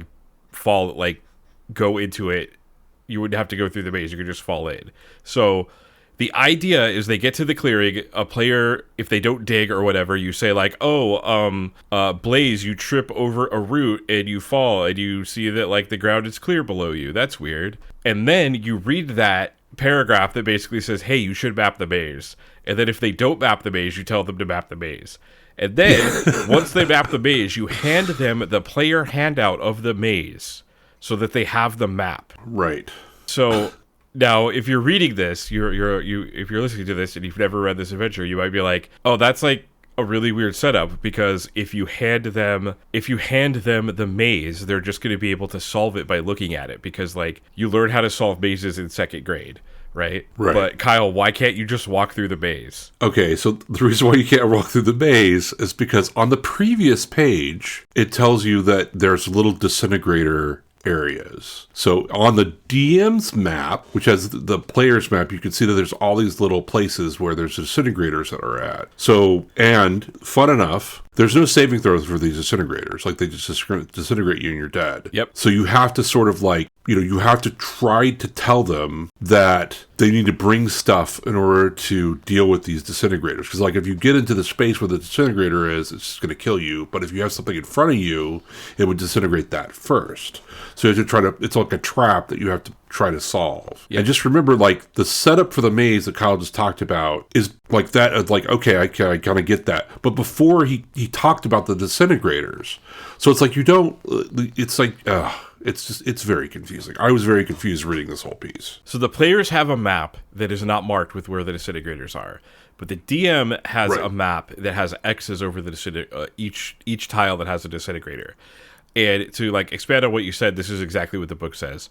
Nothing and nobody gets a saving throw against the disintegration. All large objects and creatures, magical or otherwise, are affected. Disintegrators do not block spells. Yeah. So, I mean, I sort of, this could be an interesting thing, but it's confusing. The setup is so confusing. It at least tells you if the players are a little dense, it's like, okay, you're dense because you can't, anyways. If the players are a little dense and their characters just go strolling in, you may want to give one more chance since you don't want to wipe out a character through sheer ignorance. So it basically says, like, be lenient the first time they run into the disintegrator. Like, maybe be like, oh, hey, you jump behind, you leap backwards and it disintegrates the ground next to you. But the other... Yeah, like, if you are lenient, like, then they're going to think you're going to be lenient all the time. Like, you have to tell them, like, look, I'm being lenient to you this one time, and this can happen. Because if you don't, they're thinking, oh, you'll be lenient for every time. Yes. It's very weird. And there's other weird stuff, because it says, in order for something to be disintegrated, it has to be at least a foot, like, in length. So, yeah, you can't, because I'm pretty, like, if you're a smart player, you're probably like, okay, well, I'm just going to throw sand or dirt as I walk and watch it disintegrate. But the author thought that people would do that. And it was like, had to make up a rule that whatever it waits for whatever object it is to be at least a foot long before it disintegrates. Yeah. And the other funny thing says, there are sticks around the entrance of, like, all 4 entrances, but it says, there are not enough sticks at the southeast entrance of the maze to test all the disintegrator areas.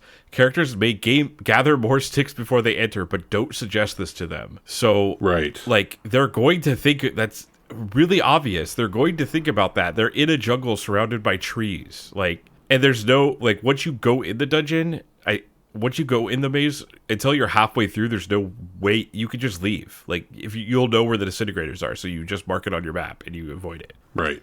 So it's like handing you this puzzle, and obviously, like, there's another layer to it. You can't just figure out how to get through the maze. But you have to, the rules are disintegrators, you don't get a save, they just kill you, or whatever object's in it. And whatever is in the block of a disintegrator has to be at least a foot long before the disintegrator activates. So if you stick out your finger, if you stick out your hand, it's not going to disintegrate your hand, but if you walk through it, it will start disintegrating you. Right. So that's the setup. And the obelisk, which is the needle, which is this adventure, what this adventure is named out of, is in the center of this maze. So you could basically start any four corners of the maze, you go through it, and you have to find out where the disintegrators are. And then, on top of that, there are rooms and traps in the rooms that you have to, like, figure out, too. And there's, like, and it's not just, like, a couple of disintegrators, there's a lot of them. Yes. There is... Stop time. Time begins to move. There's, like, 50. There's 50. Yeah, there's around 50 areas in the maze that will disintegrate you. So you have to carefully go through this maze. You can't just walk. And hilariously enough, at the entrance of the maze, when he's talking about like the setup of the maze and how you do it, it says this is actually a quote from the book. Even if the players have a map, the trip through the maze can quickly become tedious. It's like, yes, sir, you designed the maze. You designed this maze to be tedious. But he basically says what he's trying to explain is like, hey, don't draw this entire thing on a map and like move the minis turn by turn, because that's like really tedious. What you will do is have the caller say like, you'll say like, okay, you could go north and west. Which way do you want to go? And they'll be like west.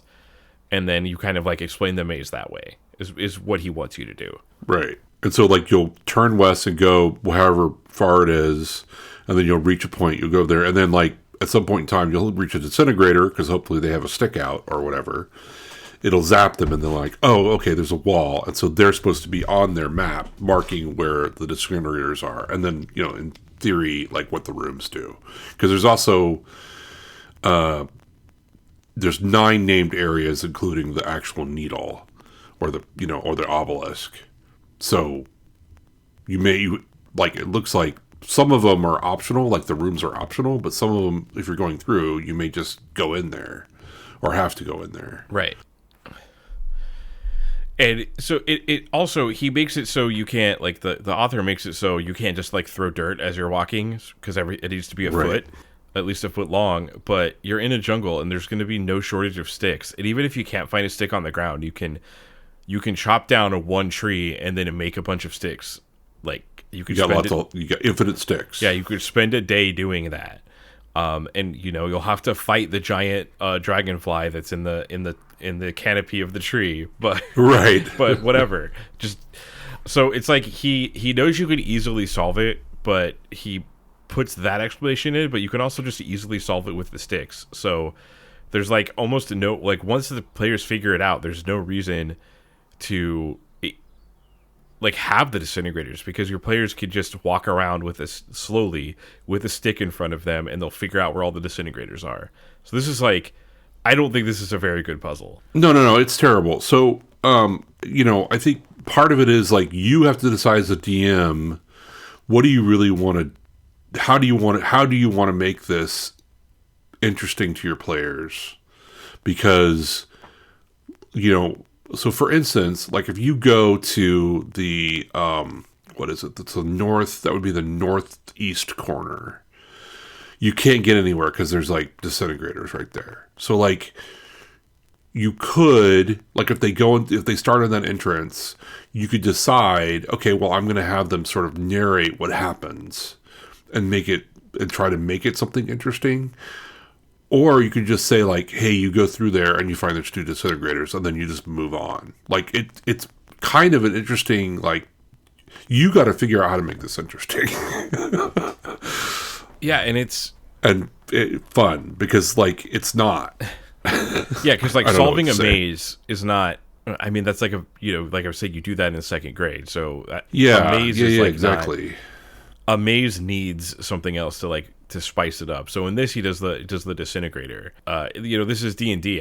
You could have just inserted like monsters in the maze or something. I'm a little surprised at the execution of this. Yeah, it seems like it's here just to like I would think, oh, maybe this is just here for the like reveal that someone walks in and gets disintegrated, but it clearly says like, hey, don't do that. Like, give them clemency on the first disintegration. Yeah. And like I said, some of these rooms are sort of optional or could be optional if your players just don't want to go through them. And like, I don't know, man. And this one's hard. Moving on, so let's move on to page 14, back to the clearing. There's just like one thing I want to point out that's like a foreshadowing. Later on in this, there is, in the clearing, there's 6 different things that you can run into. One of them is the skeleton of a frog-like human with 2 neat holes in the skull, one in the front and one behind. So it's like he was shot with a laser gun, right? Which is a hint for something that you will meet later. There's also the whole wand and fabric thing, which is the whole metal, silicon steel. Oh, I didn't even catch that. Yeah. Thing that's also later in there. So there's because there's like so you can use this wand to make things with the fabric, and it's like a silicone steel, so it's like you sort of use the wand to like create things, right? But you don't have that, you don't know about that, so it's just a weird wand, right? So I'm talking about it because I guess your players could get both things, and there's an instance where they could get both things, and they could try the wand, and they could start doing things with this stuff, but probably not. They're probably like, I have no idea. They're not going to put those two things together. Yeah, and there's 7 coins made out of a strange metal that one side says Garsha Ku, and the other side says 1 Sarkum. Yeah. Which is more hints for... We're going to kind of move through... You can kind of go through the maze in a lot of different ways because you could enter from 4 different areas. We're going to just go through the way that the book has them in order. So on page 15, the first room you can run into is called Room 1, Head. So there's a pedestal in this room with the head. It's a bust of a clean-shaven human with a hooked nose, bushy eyebrows, and short hair. At the bottom of this page in this room, so essentially you have to, if I'm remembering correctly, you lift it up.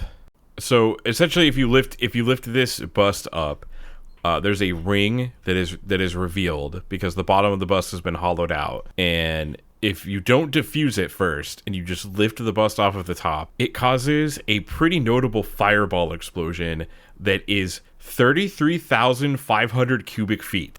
So it goes like it's the entire room, and it keeps going until it fills that much of the maze.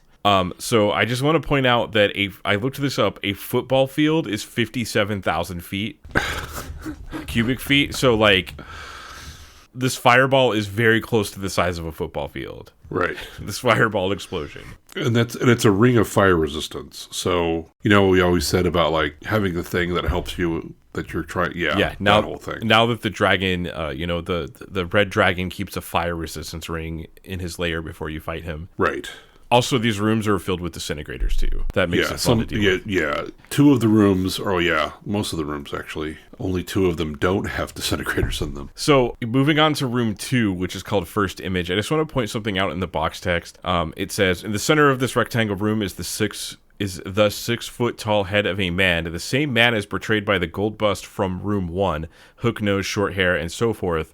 You can go to room 2 first. So the box text makes the assumption you went to room 1. Right. Which is like, the DM would have to correct that, which is not hard, but it's like, just seems like bad editing to me. Yeah, why is that in the box text? Because that's the box text is what you read to the players, just for, reference. Very weird. So the image is an illusion, and disbelief has no effect, nor does dispel magic. Once again, you cannot interact with this maze or the adventure. You can't disbelieve it. You can't use dispel magic. It just doesn't work for some reason. Now, I guess you could say like it doesn't work because this was made by the Chak, which we'll get to later. But it just seems like just let players interact with your world, man. Like, why are you putting up all these barriers all the time? Every time we read about something in this module, it's always like, there's this thing. Here's how you cannot interact with it. Yeah, and so which is like the interacting with the environment is like the fun part of D&D to me. Right, and so this room, I also want to point out, which is so weird. There's a door. There's 1, 2, 3, 4. There's 6 doors to this room, but they are covered by 4 disintegrators. So there's only 2 doors that you can interact with in the room, which is like, okay. Yeah, and you have to show the bust from the first room to the illusion, and then it will close its eyes and the exit will open. Yes. And then once you go through it, you're trapped. Like the door closes and you can't get out. Yeah. And it also, the door closes regardless of any attempt to block it, crushing any object or spell in its way. You cannot interact with the dungeon. Yeah. So like a smart player that's like, hey, I want to block the door from closing because I'll be trapped. Like, you can't. Yeah, sorry. Well, you don't get to be clever. Yeah, it doesn't award you for being smart. Right. And and then looking at, like, if I just look at... Stop time. Hello from the future. I am fast forwarding through the conversation Kyle and I had regarding figuring out how to get through the maze. It was boring. It's not even worth putting in the outtakes of the episode, honestly. Time begins to move. All right, so I just edited out a very long discussion about walking through this maze that Kyla and I had. So a quick correction, you have to go through room 1 to go to room 2. So the box text is written that way because they know that you have to. When I was originally reading this, I thought that you could get to room 2 before 1, but I was wrong. So there's essentially like a single linear path through this, and you're going to go through, I think, every room except for 1. A 2. It looks like 2. Okay. 5 and 7. So, room 3 is a room that contains only 2 small golden bells, both sitting on the floor in the center of the room. Each has a 3-inch long handle and a 2-inch long cup. These are the magical bell. When it's lifted from the ground, also causes a massive fireball because it is a bell of blasting. It has 12 charges, 1 for each fireball. And also notable in this room, you don't have to interact with the bells. You can just leave it. You could just go through the door. You don't have to deal with the bells at all. Right. And after being taught to not interact with anything in this dungeon, you might just be like, I don't care about that, and leave. Also, the last room that you were in, a football field explosion happened. Room 4 is second image. It's another room with a 6-foot-tall head of the same human with a hooked nose. It is facing the entrance. The eyes are closed on this. But you have to use a bell in order to open them, so you may have to interact with the one in there unless you happen to have a bell with you, or it can make a bell sound. You have to take one of the bells for this probably, and there's a 50% chance when you pick up a bell it will explode because one of the bells is the bell of blasting. Right. Also, notably, like, there's not the first image room at least had somewhat of a hint of how to solve it with the way the eyes were working. This doesn't have any indication that you have to use a bell, other than there's a bell in room 3. There's no hint. Normally, a puzzle will have some sort of, like, not necessarily a hint, but something for you to start putting together the puzzle. There's nothing in this room for that. It's just not. Right. I don't think there's that's no a hints. Very good puzzle.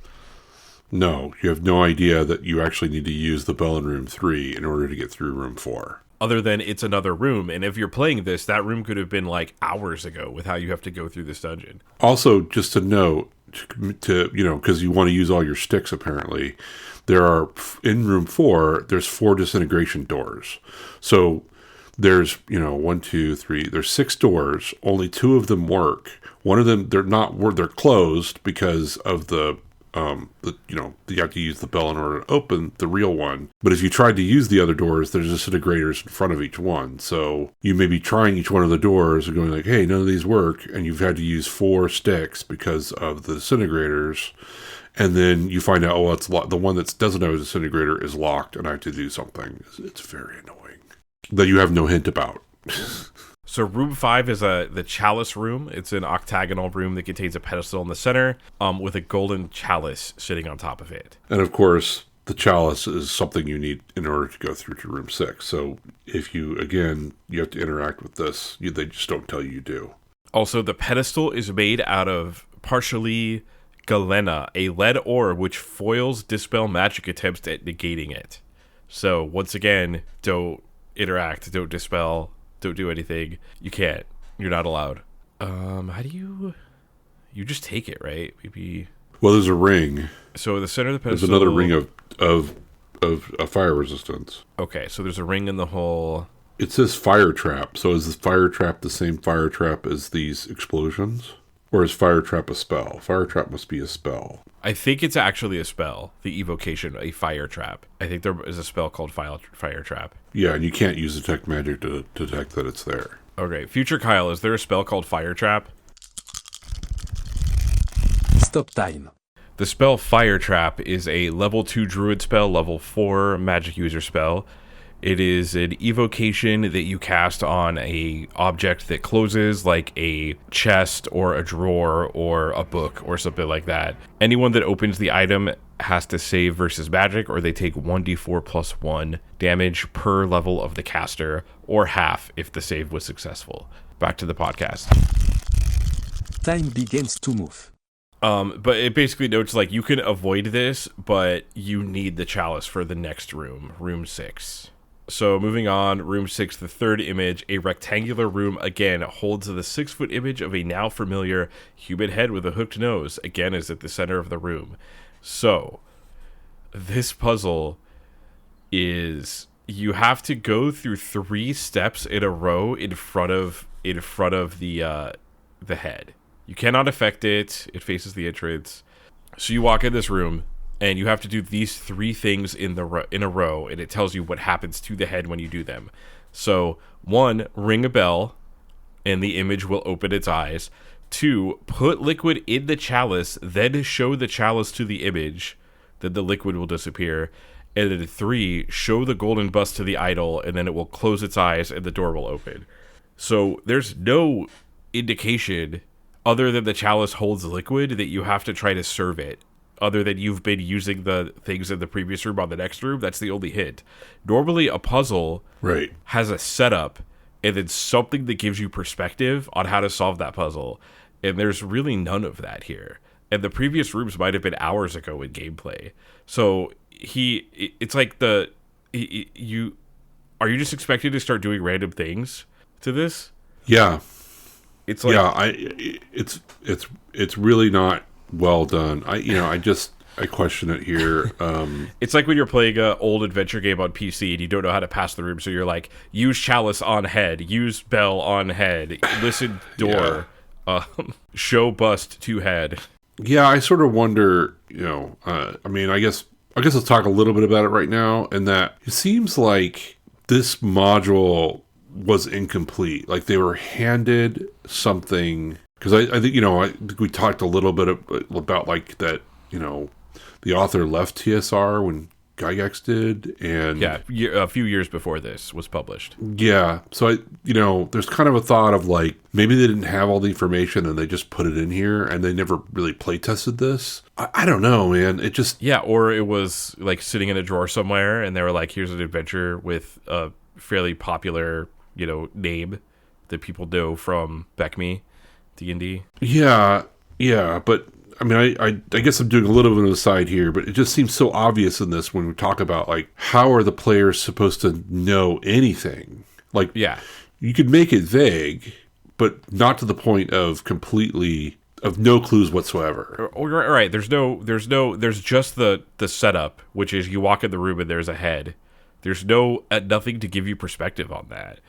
Right. And the rest of the module, and specifically this maze, is written to be like, anything the players do doesn't work. If they try to dispel magic, it doesn't work. If they try to detect magic, it doesn't work. Comprehend languages doesn't work. You can't, nothing works. So your players are, by the time you're on page 14 of this module, are going to be subtly taught. You may not sit there and say, hey, don't interact with anything. Like, you may not explicitly say that, but in the back of their head, they're going to be like, okay, every time I do something, it doesn't work. So I'm going to save my resources and not do anything. Yeah. I guess this is like a kind of a good study. Like if you're creating an adventure, this is a good study about some things that you really should not do. Take our advice in that this is a good example of a way to really frustrate your players and have them be like, never want to play with you again. So like if you were running this, you would definitely want to figure out some way of giving them hints. Yeah, honestly, yeah. Or you're going to have a really horrible play experience. Yeah, it's like you should fill, like, this dungeon is filled with stop signs, and you should fill your adventure with, like, green lights. Yeah. If obviously there's stop signs in an adventure, but, like, if everything is a stop sign, then it's going to be, it's incredibly frustrating. Yeah, I mean, we're just sort of trying to tell you, this is probably a good way to say, hey, don't do this. So notably, you're going to do random things to this to try to figure out what it is. If the chalice does not contain a liquid, it could be any liquid, it could be water or wine, then you look at result H of the saving throws that were made at the very beginning. If it's successful, you take 10 points of damage. If failed, you're reduced to 0 HP, and your allies have to be quick in curing you because you will die. Right. And then this, so you're super punished. This concludes the use of pre-made rolls for saving throws. So we did like 12 saving throws for 14 pages. Right. Don't roll them while they're there. Roll them before. Jeez, got to save some time. Yeah, I don't know. Another reason your players are going to want to interact, because if they're doing random stuff and someone goes to 0 HP, it's going to be like, well, let's not mess with that chalice. So this room, I don't. If anyone has played this, I would love to hear it. But I could see this room taking you forever. And your players just being like, "This obelisk sucks. We're leaving." Yeah. So let's move on to room 7. Room 7 is probably the weirdest room. It is called Apples. Room 7, Apples. So it is an octagonal room. It's empty except for a golden serving platter lying on the floor in the center of the room, with 3 golden apples laying on it. So I do want to give some credit here. The tray is a platter of purity. Any consumable placed on the surface becomes purified in 3 rounds. Poisons are negated, potions turned to pure water. I just think this is like a really cool, wondrous item. Yeah, that's a cool thing. Yeah, I like it. And the apples are apples of chaos. The apple there is a lot of description about how the apple of chaos works. So if it's thrown, the form disappears where it's landed, but its image remains as a phantasm attacking all creatures within 40 feet with the 5th level illusionist spell Chaos. And then you suffer confusion as per the druid spell. And then it says normal fighters, not paladins or rangers, illusionist creatures with intelligence of 4 or less, and monsters which do not use magic may each make a saving throw for spells to avoid the effect. No other creatures gain a saving throw. So only non-magic users get a saving throw. Anyone else, it just works. Yeah, confusion for 20 rounds. Which is like extremely powerful. Like, I throw this apple, it lands within 40 feet of you, you can't do anything, you are now confused, and I'm gonna kill you. Like, that's wild. It's crazy. Like, that is a crazy, powerful thing that is gonna mess up any spell user badly. So, cool, I guess. Yeah. By the way, if you try to remove it with Dispel Magic after you throw it, it is checked against a 20th level magic user. And the apples are worth 3,000 gold pieces. Which makes sense. But you also need an apple to go through room 8, which is the next room. Spoiler alert, yeah, you need an apple for the next room, which you have to go through in order to get through the maze. So room 8 is another image. It's called 4th image. It's another rectangular room with a flat image of a human head with a hooked nose, and it's the same thing as room 6, where you had to do the 3 steps in a row, but this time there is 5, and they're not like the previous room. So it's show a golden bust to the image, which will cause it to close its eyes, ring a bell, which will cause it to open its eyes, show an apple to the image, which the apple will disappear, put a liquid in the chalice, and show it to the image, the liquid disappears, and then show the golden bust to the image, and then the image closes its eyes, and it opens the exit.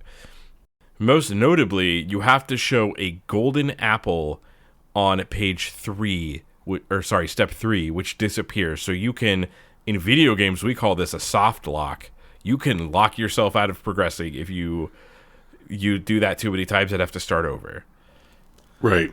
There's a lot of stuff in here where it's like, okay, well, you can't progress any further, so actually we're just going to quit the game and you guys lose. So he did actually, it's kind of funny because if you go later on, it says, the party could conceivably lose all their apples in this encounter by showing them more to the image than necessary. Whatever else occurs, if all 3 apples are showed at the head, the procedure is completed, the eyes close, and the exit is freed. So the other solution is you just show an apple to this 3 times. Yeah. It's because he just knows, like, yeah, you might soft lock yourself, so here's the other way. But Here's there's a way out. But that way is just as logical as the other one because there's no hint or indication on how to proceed on this. Right.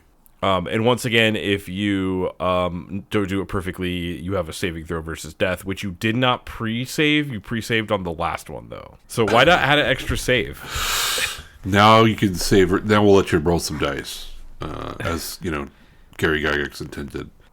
So if the image has its eyes closed and it's not seen, the apples don't disappear. So the image has to have its eyes open to make the apples disappear. If the apple is one of the 2 smaller ones with the evocation aura on it, a small gem-like object appears where the apple disappears. The gem is the apparent value of 1,000 gold, but explodes in 3 rounds as a fireball. The room contains only 9,000 cubic feet in volume, so 24,500 cubic feet of fireballs spill out into the nearby corridors.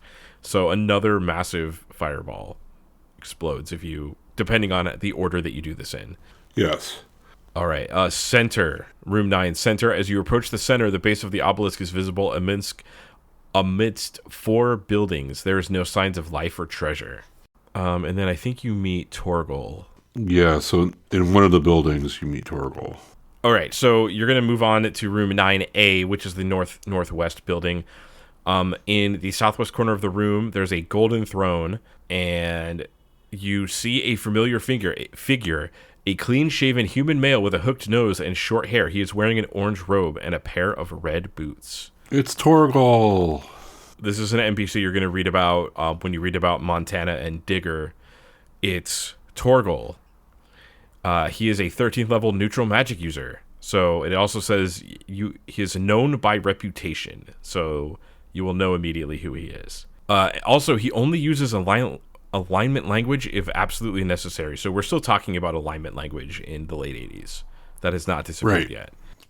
Yep. Also, I just want to know what neutral language sounds like.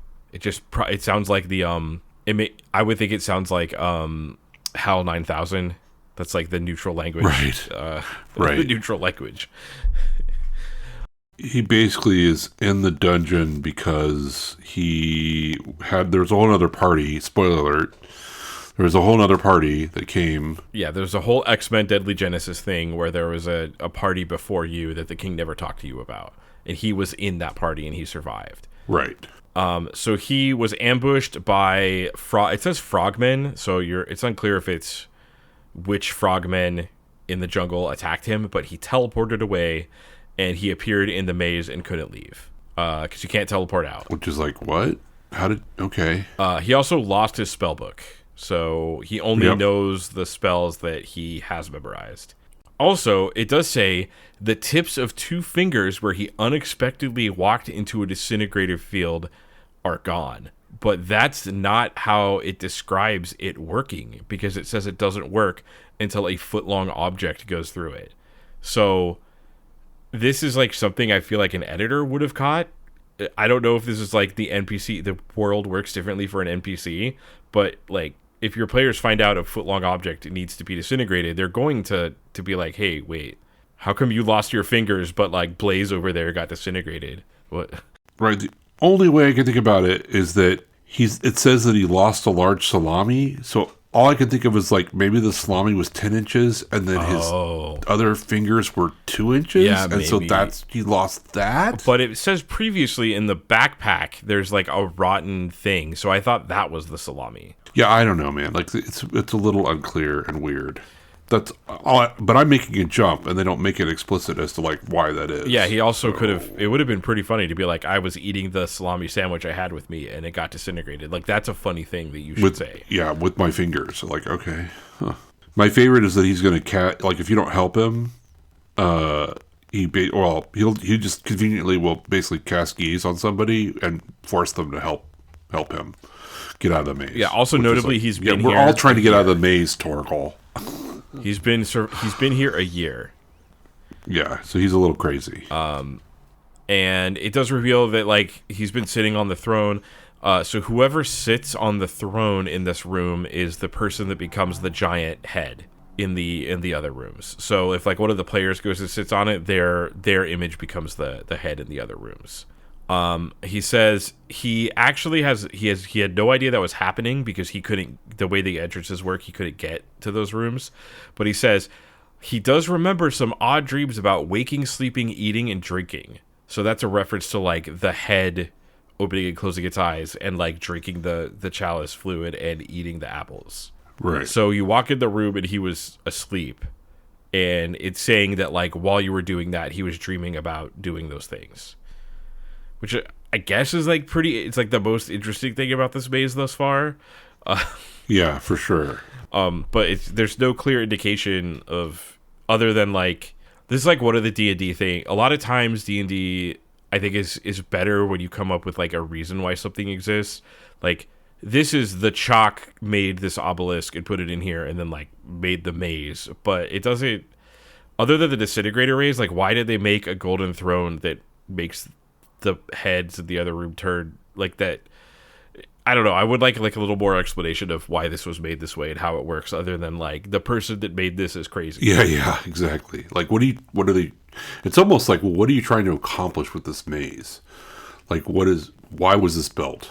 If this is a control room of the maze, then why is the puzzle like you feed apples to the person in the throne? I just wish there was like a little more on that. It would have made the dungeon more interesting. Yeah. Now, for sure. You're going to be like, okay, you've been here a year. How are you surviving? And that is room 9B. There is a magical tree that's 10 feet tall with a magical pool of water. If any creature in the room thinks of a type of food, buds appear on the tree branches. They blossom out in 2 rounds with the food you desire. Yep. Burgers. Yeah, I want this tree in real life. I want this tree in my house. Everyone wants this tree. Yeah. Like I feel like some sushi right now. It's like bud sushi. Like, sushi's pretty good. D&D players will be like, I feel like eating some gold coins. Yeah, exactly. It does specify food, but I'm sure someone has tried that. And the pool is pure water that refills itself repeatedly once you drink it. So he's had like food and water here this whole time. Right. And whatever he wanted to eat, which is nice. And there's nothing else in this room. It's just that. I guess we should talk about the southeast building first before we actually talk about, because it's a little less complicated because there's 4 of them. So the southeast building 9D is basically full of that metal and stuff I was talking about before. So there's you can use a wand to basically like create objects and create things, and like you can create just about anything with it. It's a 3D printer kind of. Yeah. It was just basically a storage room full of that. So we should talk about the southwest building. Yeah, so the southwest building, first thing I want to note is on page 19 at the very bottom, there is some really cool art of the characters in this room, and it kind of like illustrates like what it is. When I first looked at this and I was like turning like, the first thing before I read an adventure, I'll just flip through it to look at the art. And I was like, what is going on? Why are all the players like in a submarine? It looks like they're in a submarine to me. They literally look like they're in a submarine. But I think this art is fantastic. It's like, yeah, also for some reason, and this could be because of, I don't know when The Princess Bride came out, but the ghost looks exactly like Pedro Pascal to me in that art. Yeah, for sure. For sure. It's like halfling Pedro Pascal. Okay, so this is There's switches, there's buttons, and there's levers. Yeah, so there's a ton of switches in this control room that the players, it seems like the game just wants you to randomly hit it. You get some feedback on the map. Like, for instance, there's a switch you could press that will show you where all the disintegrators are. You kind of just press buttons, and you could turn off the force field, and you could also turn off the disintegrators in this room. So I guess you just walk in this room, and you randomly press buttons until you turn off the force field and the disintegrator. There's no, like, hint of how you press it. I don't think it punishes you in any way if you press them incorrectly. Doesn't it? Yeah, because I don't think there's any way in which you can. You just start pushing buttons until things happen. Oh yeah, there we go. You can explode yourself. Okay, so yeah, there's a way that you could explode. It's because there's circuitry running through the walls and electricity. If you make a pass wall through the stone, a powerful electrical explosion fills the entire building, spilling into all corridors in Area 9. You get no saving throw. If you're the person that did it, everyone else gets a -4 to their saving throw. And the explosion inflicts 10 d20 damage. So, like... 10 to 200 damage. Yeah, so you go through this entire maze. If you pass wall, then it makes a massive explosion that kills you. Like, I feel like stuff like... When you read stuff like that, that's there for the DM to know, like, hey, here's this thing. Only you know it. It will never happen, but here you go. I'm looking up right now to see if Pass Wall is a spell that someone has memorized. I didn't talk about it, but it does. It says like you can use Pass Wall once in the maze in another section, so you could actually like tell it go through one of the walls. I think it specifically says it only works once. Let's see. So that would be. Yeah, they don't have all those spells. Yeah, Blaze doesn't have it. They have their spell book on the description. Yeah, and it doesn't look either one of them has it memorized or has it. Yeah, Slim does not have it unless it's a cleric spell. I don't think it's a cleric spell. Okay, future Kyle, look up Pass Wall and tell us about it. Also tell us the last thing you ate before editing this. Stop time. Pass Wall is a 5th level magic user spell. Unless you are playing with custom characters and not using the pre-made characters, or you gave your characters something that's not in the module, they probably are not going to have Pass Wall at this point. Also, the last thing I ate before I sat down to edit was a handful of Fuego Takis. Time begins to move. So yeah, I guess you could get punished for a Pass Wall, but you just start pressing buttons until you find out like what happens. So that's kind of boring, but whatever. Also, like the whole thing about the Pass Wall, do you think that adds to the adventure if stuff like Absolutely that is included for the DM, like little jokes? Yeah, I feel like you should. So an example of this, I guess this is a slight spoiler for Tomb of Annihilation, but there's an item at the end of there's a thing at the end of the adventure that if you interact with it in a specific way, it summons a demon that is way high level for the party at the time, and it's a really hard fight. So like your that's a good example of how to do that, because your DM will read that and be like, okay, well this is there if the players interact with it in this super weird way, which might happen, but it's probably not going to happen 90% of the time. Like that's a good execution of that type of idea, not this one. Right. This one's like, okay, well, just they happen to have Pass Wall and they cast it because they were like, hey, we'll just disable everything, I guess. I don't know. It blows up and everyone's dead, probably. It would be impressive to watch someone say, okay, you take this much damage, and they bring out 10 D20s and they roll all 10 D20s. Like, that would be pretty impressive and kind of fun to do. Yeah. Also, did people like have, well, never mind. I'm sure there was dice goblins that had that many dice at the time. Oh, yeah. No, people had 20. And also just rolling, if you had like 3 D20s and you're like, okay, well, you keep rolling them. Yeah. It's like, how many times do you roll that? Like, when I first started playing D&D, I used the same dice forever until I became a dice goblin. So this is like basically the conclusion of this part. It says, if and when the characters escape from the maze, they may easily return to the ship. The denizens of the jungle do not bother them during this trip unless they take the aerial route. Tell the players that their characters returned victorious with good news for the king. The obelisk has been found along with several strange and wonderful new items. Yeah, and so it's kind of interesting. So on page 22, there's all the equipment and resources, ship weapons. There's all this sort of listing of all these things. that are a part of this adventure. For the next part, which the ship stuff's really important. Right.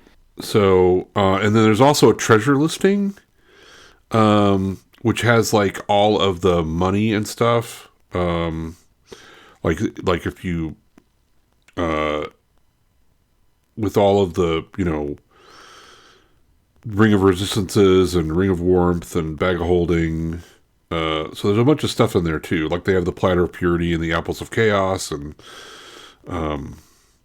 all of that stuff in the reddish metal and all that. So they have they tell you well, here's all this stuff.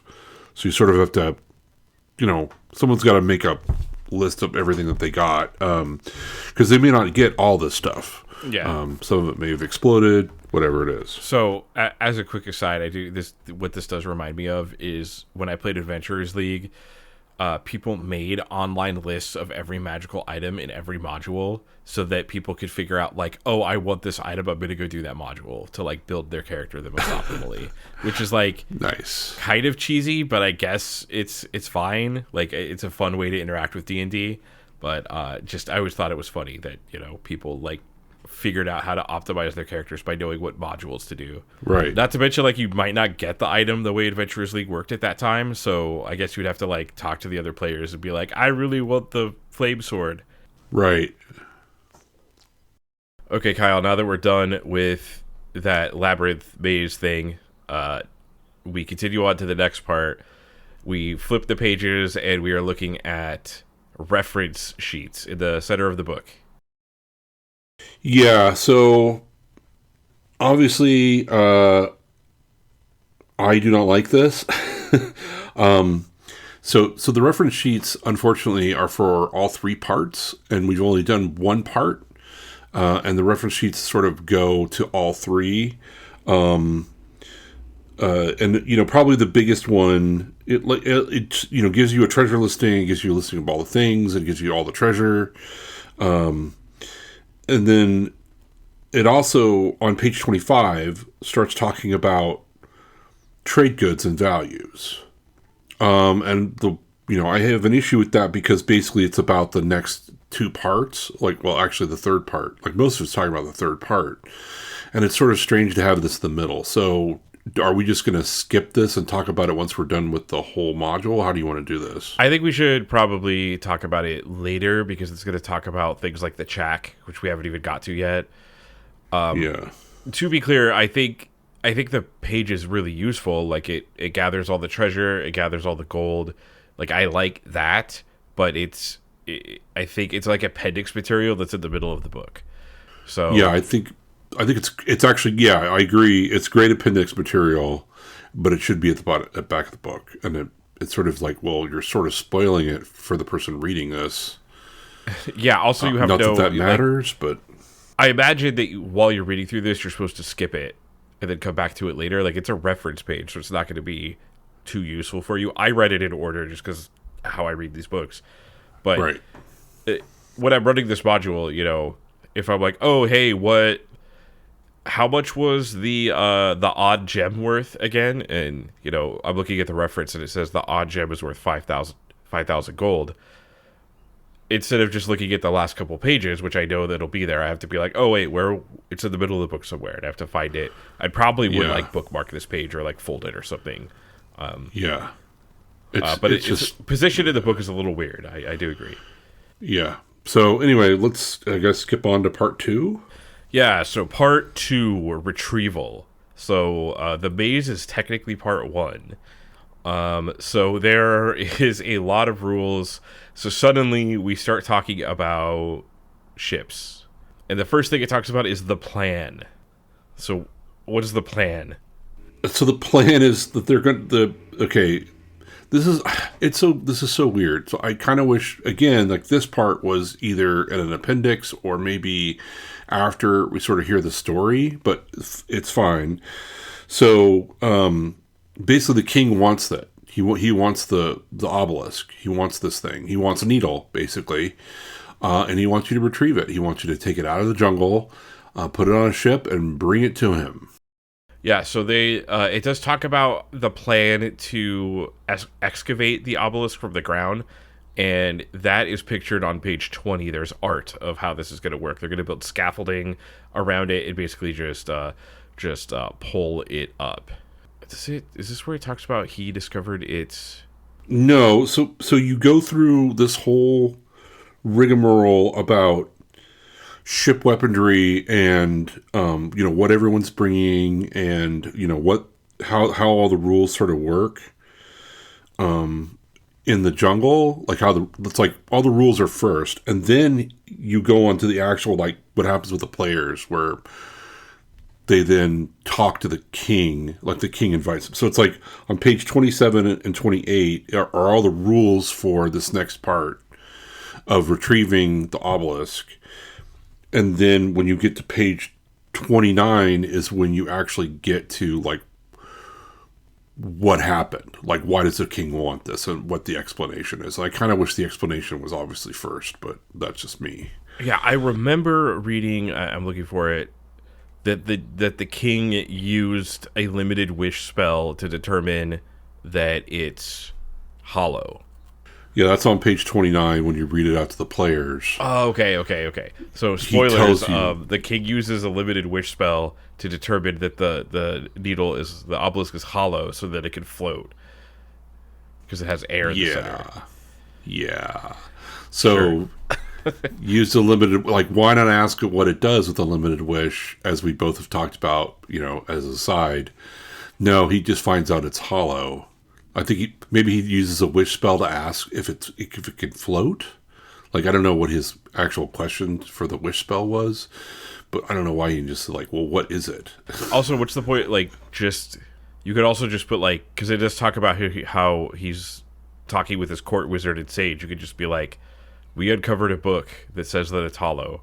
Like why does it have to be a wish spell? I think having it be a wish spell kind of opens you up to some plot holes that you maybe should avoid. I just don't even get it. Like, it's I guess it's just a way of kind of waving your hands to say, like, oh, I know it's hollow, rather than going like, hey, maybe I should not introducing, like, the wish spell. We should probably take a little moment to talk about the wish spell. Like, the wish spell, even the lesser wish spell and then obviously the greater wish spell, they're very, like, problematic.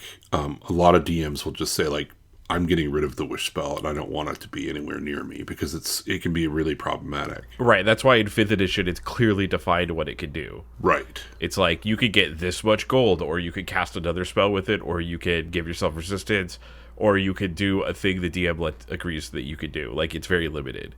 Right. Not limited as a limited wish, but I can't even begin to imagine what it's worded like in this version of the game. It is literally like, you can wish someone to come back to life. You can wish for all the gold in the world. You can wish to be like, but it's like, I think Gygax made it sort of nebulous for a reason. Like, he wanted to make it so that the DM sort of could say, like, no, the wish spell can't do that, or the wish spell can do that. The problem is that then, like, you're having an argument with your players about, like, what the spell can do and what it can't do. Right. And you're just causing a lot of friction between the DM and the players.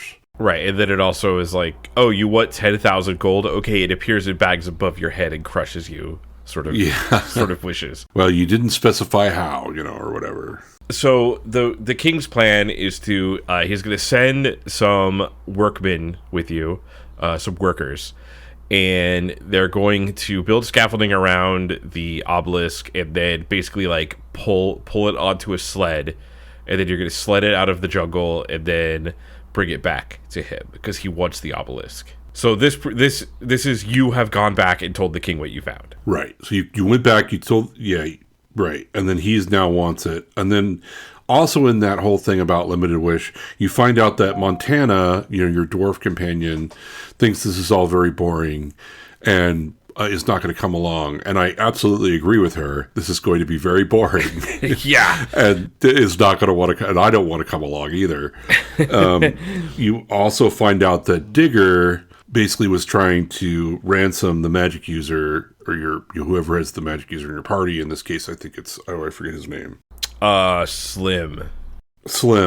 was ransoming Slim, and then they find out about it, and so he's not coming either. So your 2 NPCs are not coming. Back on page 27, there's a bunch of stuff about the fleet that you. So basically, he said the king is going to send a fleet with you, which is going to have you're going to be leading it, all the player characters, and then it's going to have. There's just a list here. So it's 25 mercenary soldiers, 53 carpenters, 10 engineers, 45 sailors, 3 navigators, 3 ocean-going ship masters.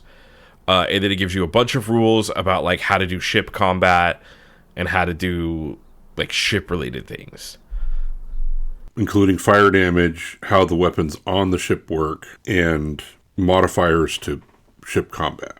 I mean, I don't necessarily think that those things are all bad. It's just that, like, let's just put it that there's going to be a lot of nitpicky sort of, like, little, like, this is before we had spreadsheets. I do have to say, I have, like, a little bit of a personal bias against ship combat. Like, I just don't care. So, anytime a D&D book tells me about how to facilitate ship-to-ship combat, my eyes glaze over. And I keep reading, and I was like, okay, I'll do this when it comes up, but I'm not like, I don't get to that part of the book and I go, oh, ship combat, awesome. Like, it's just, I don't care. I'm not looking forward to, like, well, this whole section is not something I think I would want to look forward to. But, we'll talk about it. All right, so moving on to page 28, it does say... So here's I did want to note this down. It does talk about the maze and like how that's going to work now. And it says, assume that the players have figured out how to operate the controls in room 9C and tell them any details they wish to know. So essentially, like, what's the point? It just tells you, like, okay, you guys, like, just assume they figured it out, even if they didn't. Right. I mean, I understand that there's no Arcana rolls or whatever that we're making, but it is sort of like, I don't know. Yeah, because if they never turned it off, the players might be like, I'm not going back to that stupid maze. Right. And I have to lead like 60 people through that. It's not going to work. Right. But he just says, he assumes that you already know how to do that. And then it also says like, hey, you might want to explore the nearby area when you get there, but if the characters want to explore widely, remind the players that the guards are probably inadequate for full defense of the operations and that PCs are needed nearby. If the party splits, some of them reckoneer while others remain. Do not allow them to discover the actual Bullywug village. So it's basically just like, don't let your players do anything. Just another one of those sentences. There's a lot of restrictions on this whole event piece of like, we don't want you to do anything that might be interesting. We want you to become bean counters, and we'll tell you what goes on every day. And then, so basically, coming up on this, it's going to be... This is written... I've never seen another adventure do this, but this is written, like, starting day 1 on the journey, and it tells you what happens every single day of the journey. So the players are, like, going to be leading all of these characters across the ocean to go get the obelisk. It does have this, like, little note about, like, clerical activities, so like things that the clerics can do, which it's going to be 2 characters if you're running the premates. It's going to be right. Smiley, and I think Blaze has... No, it's not Blaze. It's the other one. God damn it. I hate these names. Finder, right. Sorry. For some reason I thought Blaze is a wizard. Also, Blaze hates poor people, so... probably not going to want anything to do with these sailors. So basically it says that the workmen suffer minor injuries during operation. So 2 PCs need 3 cure light wound spells per day to combat normal wear and tear of the workers. So they're just self-injuring themselves so much that you need 3 cure light wounds per day. I don't know why this detail exists, because half of these days you're not like doing anything. So there's just a lot of but then there's other days where you are. So if on that day your cleric used more cure light wounds, then they have slots, then you have to keep track of when that happened and then what happens with that, with the workers. There's a lot of like weird bean counting every day, figuring out what happens and how many people are left and how many, because there's sort of like, I mean, there's kind of a spoiler alert of like, there's three groups of people you sort of have to keep track of. Like, you have to keep track of all your stuff, like the player stuff, if that makes sense. And I don't know if you make the players do that. I mean, you probably should. And then you have to keep track of, like, all the monsters and the encounters, and then, like, the group of bullywugs and the group of Gripply. And because things will be happening to them at the same time, depending on what happens and what some of the choices, the very few choices that the players make. This is a very strange counter. Yeah, and then so going on to page 29, I have a lot of problems with what the king says. Just as a light spoiler, I on page 29 in my notes I wrote, "I'm losing my damn mind on this adventure." Once again, we have another box text that is exposition and a thing that the character says and things that just happen to you. So it's like confusing in a way. There's not like one specific thing that they're doing. At least in the last series of adventures, the Desert of Desolation, if you saw box text, you always knew that was descriptive or something a character is saying. Like, it wasn't a mix of all these things. This is multiple things happening in this box text that you are supposed to read out loud, but its voice is very weird. So basically the king rewards you with gold, and then it says a week later he calls you back to explain like the new plan of going up and sending the fleet over there and then building the scaffolding and taking the needle back. But one of the things it says is, your assistance is requested as you're the only folk familiar with it, and you wisely left the force field in place. So it just... Once again, the players don't make any choice. It's just, there's no like... Thank God you put that force field down. Yeah. Wait, what? Yeah, maybe it would have been interesting if the players left the force field down and things got into the maze. But no, it's just like, this is what happens. I don't know if the intent here is that the DM changes that if they did the other decision, or this is just what you should do. Because it does say, like, assume the players figured out how to use the control room in the other paragraph. Right, but that's when you actually get there. So, like, this is why this is so confusing, because, well, there's a piece that's very confusing here, because they're talking about, like, how the rules work for it, but then, you know, now it's like, oh, by the way, you did leave that up, didn't you? And then when you get there, you're going to learn how the maze, you don't just assume the maze, you know how that all works now. It's awful. Right, and then there's the other detail that you talked about where Digger demanded a huge ransom for the return of the spellbooks which he stole. This dastardly deed is magically foiled and the spellbooks are returned, and Digger is forced to run for it, barely escaping with his life. Why? It's just not that interesting. Because it happens, not only is it just happens all off screen. There's no, like, it would be more interesting if there was a reveal, like, hey, you look and you don't have your spellbook. What happened to it? Like, that's more interesting than in exposition in 2 sentences. Oh, you lost your spellbook. No perception roll. No. You know, what if the player decides to, like, you know, hide their spellbook under their undershirt the entire time they have it? I don't know. Like, what if that's how it works? Here's my favorite sentence. You do not feel seriously depleted. Don't tell me how I feel. You don't tell me how I feel, stupid exposition in a module. I might have really liked them, so maybe I do feel depleted and sad. Yeah, maybe I have very strong feelings about this. Maybe that was my favorite character. Yeah, I mean, maybe as a DM, I had a really great voice for Digger, and now, like, you don't have that anymore, so I feel seriously depleted. Okay, so next it actually says sequence of events. So basically it says, like, this next part is going to be about time rather than, like, physical location the characters are walking through. And there's this whole thing about when you get there, the natives, both the Gripply and the Bullywugs, contact the PCs. And they become concerned about, like, hey, you're desecrating the obelisk and taking it away from us. However, for the Gripply, it's just it says militant Gripply conservatives conduct secret raids on the PC operations. And then it says the Bullywug forces will attack the remaining liberal Gripply. So it's the militant conservative Gripply versus the liberal Gripply. Right. So there's that weird faction thing going on. You have to keep track of how many people win and lose, and then the bullywugs are attacking the liberals.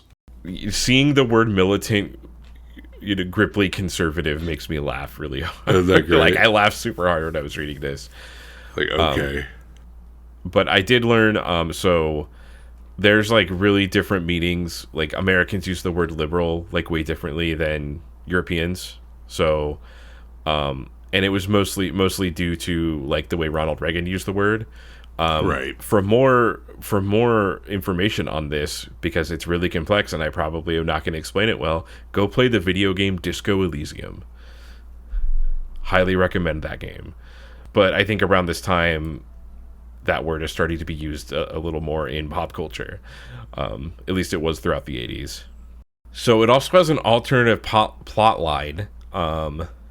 If you decide to kill all the natives, you're just like, I don't want to do any of this. I hate this adventure, and I just want to kill everyone. So it says, assume that some of the natives escape. So some of the Gripply and Bullywug escape. And then it says, if this occurs, the vast number of hostile natives, 200 plus Bullywug and 300 plus Gripply, inhibit the PC operation to the extent, using guerrilla tactics and sabotage, that the obelisk cannot be moved. And basically you fail the module. And you change your alignment to evil, notably, because you killed a bunch of natives for no reason. Okay, so now we have the... So it says, instead of an counter key for part 2, you are provided with a series of events that occur at set times. So you're supposed to read all of this and basically say, like, day 1, this happens, day 2, this happens, day 3, this happens. Notably, there are days that have no events. Yes. So the other thing that made me laugh... the players may want everyone in the expedition when you get there. The players may want everyone in the expedition to stay on the boats at night for safety. The NPCs all feel this is unreasonable and ridiculous, so they refuse. So, like, I found, like, this is an obvious plot hole in the way I'm setting this up, so I have to come up with a reason why people want to leave the boat at night. There's literally killer snakes and wasps and all sorts of things on this island, like, killing you and like natives, and it's like, well, if we were on the boat.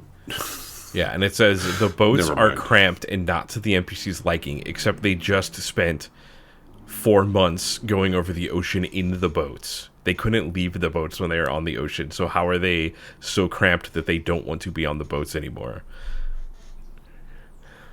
And then it also says this will cause all of the workers to mutiny against the PCs, and basically, like, you can't get the obelisk with just the PCs. But basically, he just wants to expose the workers to danger to make things more tense and make things more interesting. Oh, right, I have it backwards. So the day 1 is when you're leaving. Or no, the day 1 is when you get there. Okay. Yeah, day 1 is when you get there. Right. Okay. So the way that this calendar is set out, so it just presumes that your trip there is uneventful, and then day 1 is like you are there in the jungle and you are working on removing the obelisk and getting it ready to go back. Yeah. And so according to the rules, what you do is you have to start cutting wood. So your workers that are woodcutters, there's 53 of them, they all have to start cutting wood. And then as you get wood, you have to figure out how much wood you need in order to actually accomplish your goal. So your day 1, you should be accumulating all this stuff. Remember, you have this whole clerical thing, like if you don't have wounds, then people could be dying. And then some of these events, if you don't do them right, some of the woodcutters could be dying. Some of the architects, who's ever on your team, could be getting killed and making this harder to do. So, like, if you don't keep track of your people, you have to kind of keep track of the people, what's going on with them for each day, and the events that happen. So, like, day 1, for instance, there's a bunch of snakes in the trees, and I think, like, yeah, it says no matter what you do, one workman is dead from wounds, and other woodcutters are dead or poisoned, but may be received by applicable slow poison followed by neutralized poison spells. And then a cure light wound spell cures all the wounds on any one NPC. So, like, you have to keep track of all of these people, and then, like, if the PCs don't show up in time, like, more of them could die, and then, like, okay, well, you can't clear as much stuff as fast as possible. Like, it's very weird. So yeah, a lot of these days will just kill workers. It'll just be like, before the PCs can react, 6 people die.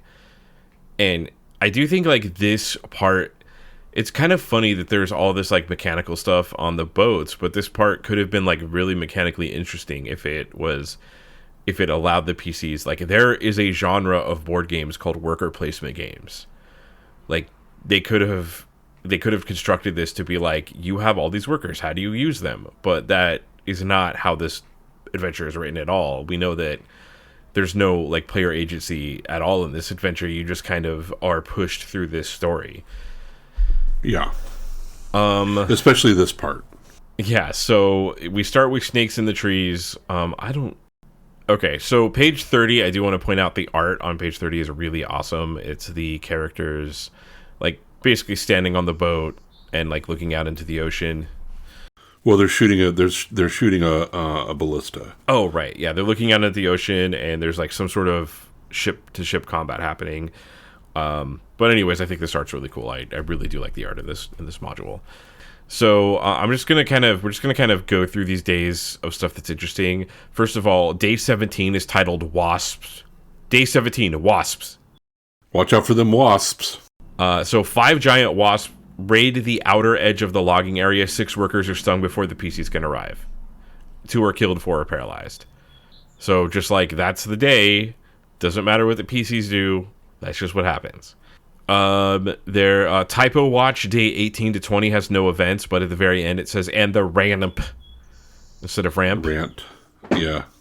Day 22 is the first day with any possible actual agency. It says if the PCs have been casting cure disease spells on everyone as often as possible, 5 per day, this event does not occur. So it actually does take into account a decision that the PCs would make.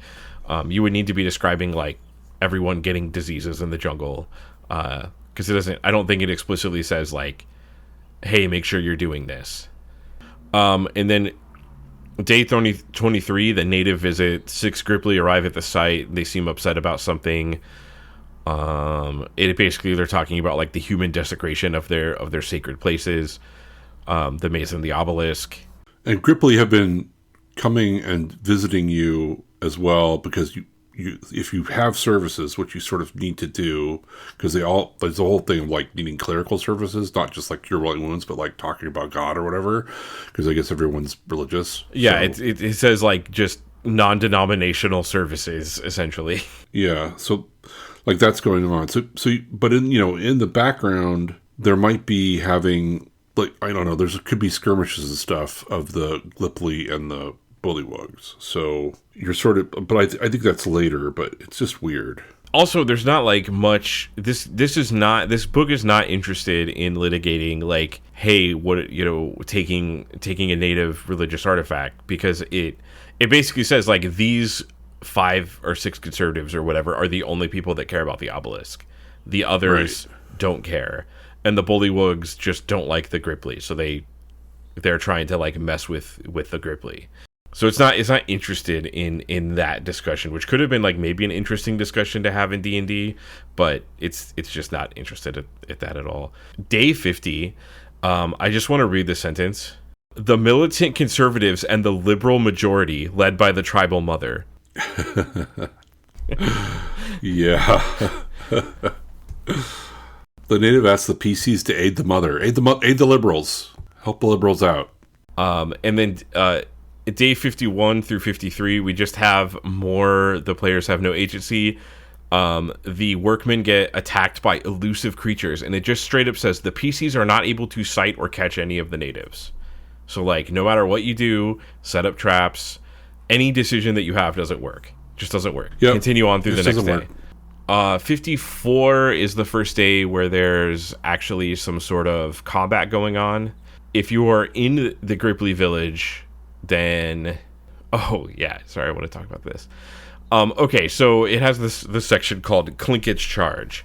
So here's I just want to read this part because we need to talk about this. It's amazing. When the PC clerics pray for spells on the morning of day 54, the intermediaries they contact for level 3 through 5 spells subtly point out that there are creatures with poison weapons all over the place.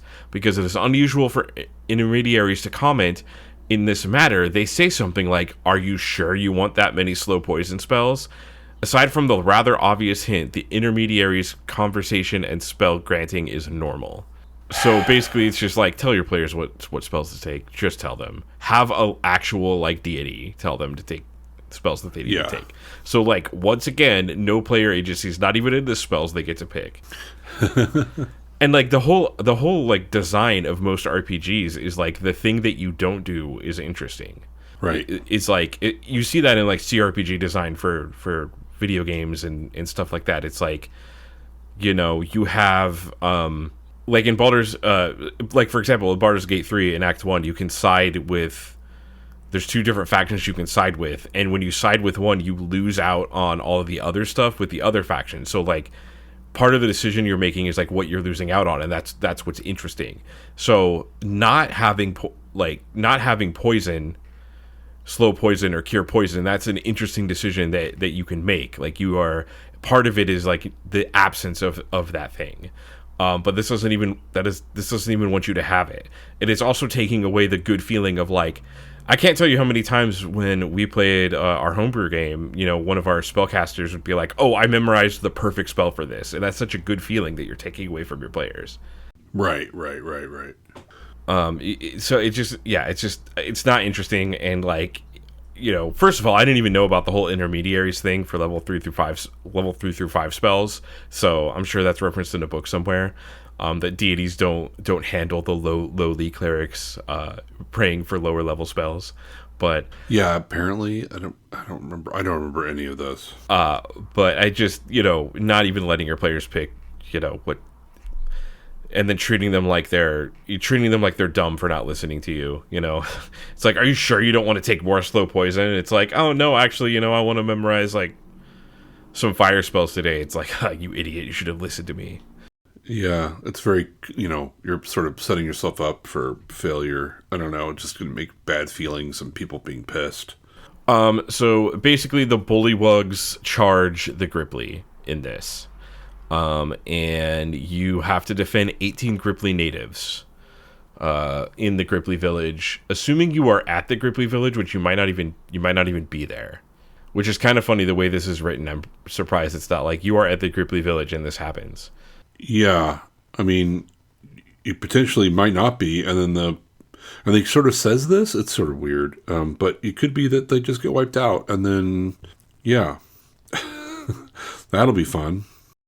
All right, so going on. I'm not going to go too far into that combat there, but on page 38, it has like the last days of this, and then essentially it says like, there's an approaching army, and the last day you get, as you're sailing off with the obelisk, you get attacked by, you hear bullywug war drums, and there's 200 bullywugs on the way, and you just leave, and it's like, great, you just destabilized an entire region. Very heroic of you. Yeah, and it's also like, well, the Gripply can like figure it out, I guess. Like what? Yeah, and there's no like solution to this whole thing that doesn't involve killing everyone. And then one of the groups is like clearly like the militant Gripply conservatives are clearly like the wrong group, as well as the bullywugs. So there's like a very obvious good group that is going to support the players, and obvious that isn't. It's not like they're 2 different philosophies and your players might fall on one side over the other. It's just not interesting. Yeah, and you know, in the end, the liberal and the mother Gripply like supporting you is their doom, because basically like they're going to get overwhelmed by bullywugs now that they're supporting you. Like, if they should really actually be fighting against you because you're taking this thing, and maybe the bullywugs aren't going to come if they don't get taken. So yeah, it's just you know, I don't know. It's very weird. Yeah, and you would think the Gripply that like don't care about the obelisk will be like, well, I care enough to not destabilize this entire thing that we have going on. But then again, it just says the Gripply mother can just like summon the entire jungle to make her do whatever she wants. So maybe she could fight the bullywugs that way. And also, like, there's a whole thing with this when you talk about Clicket's charge and all of that stuff, and it's like, well, why isn't the mother just summon the whole jungle to fight the bullywugs? And why are we having a defender in the first? It's very weird. It's a lot of plot holes. There's a lot of plot holes. And then moving on to page 36, pirate encounters. So you get attacked by pirates on the way back. Once again, I'm revealing my personal bias that I don't care about vehicle combat in anything. Even when I played Warhammer 40k, I refused to use tanks. That's how much I don't like vehicle combat. There's 2 7th level magic users in the pirates, though, that can throw fireballs, so I thought that was sort of fun. Yes, and it gives you a handy little chart on all of the spells between the magic users and what they've used. Yep. Which I guess is kind of nice, and it gives you strategies for what they're going to do. So it says they're going to start by throwing their fireballs and trying to catch your ships on fire. Right. And then it's they're gonna also web you and stinking cloud you to be really annoying. And they can do hold person, the clerics can, so they can hold a bunch of people, and they have a silence 15-foot radius twice, so they could keep your spellcasters from casting spells. I mean, it could be a fun fight, I guess. Yeah. So moving on from the ship combat, page 37, it kind of tells you about the next part of the adventure. The obelisk, it tells you the spoiler about what the obelisk is. And when you read the synopsis of this adventure at the beginning, you kind of get a bit of this. So essentially the king calls you back because there is a magical doorway that has appeared to on the obelisk. So there's a portal that appears. And the king blames you for the problem and says you need to fix this. You need to figure out where this is going and fix it. So the obelisk is a transportation device that goes to the moon. Spoiler! And the moon is... there is a nation of super intelligent phage spiders on the moon called the Chak. Yep. And they have a trade empire, and they basically want to start trade relationships with humans. Space trading spiders. Super intelligent spiders named the Chak. Yeah. Who are on the moon. Another note about the Chak on page 37. I'm going to read this quote. The spiders believe... so basically, there's some, okay, so some of the bullywugs showed up, and they ended up fighting amongst themselves. And it says, the spiders believe that this was caused by an innate lack of worthiness on the part of the frog race. So the Chak are racist. They're racist, yeah. The space spiders are racist. So the bullywugs showed up, and they were these people are inferior. They are inherently not worthy. So something about inherent lack of worthiness on a part of the frog race makes me feel so uncomfortable. I know it's a fantasy, either fantasy evil frogs or something, but I did not like reading that. I hate it. No, it's pretty bad. It seems there's some better ways to phrase that. Very much an 80s sort of okay, yeah, no, we have bad guys and good guys, and people who are worthy and who are not worthy, and yeah. Yeah, I mean, this adventure is not interested in any sort of moral gray area at all. No. Clearly, with that section with the natives, there is a good group and a bad group. So so it's going through the synopsis. So then the synopsis is it says that there's good Chak and there's bad Chak. So there's 2 factions of Chak. And the bad Chak have kidnapped the good spider princess and are holding her for ransom. Basically, it's a rescue the princess module. It's a rescue the space spider princess module. Yeah, just a normal thing that happens all the time. Yeah, on the moon. So, cool. So the synopsis is the king is going to call you in and say hey, there's a portal. You need to figure this out. And you're going to go to the moon, and then you're going to talk to the Chak, and they're going to say, hey, you need to rescue our spider princess.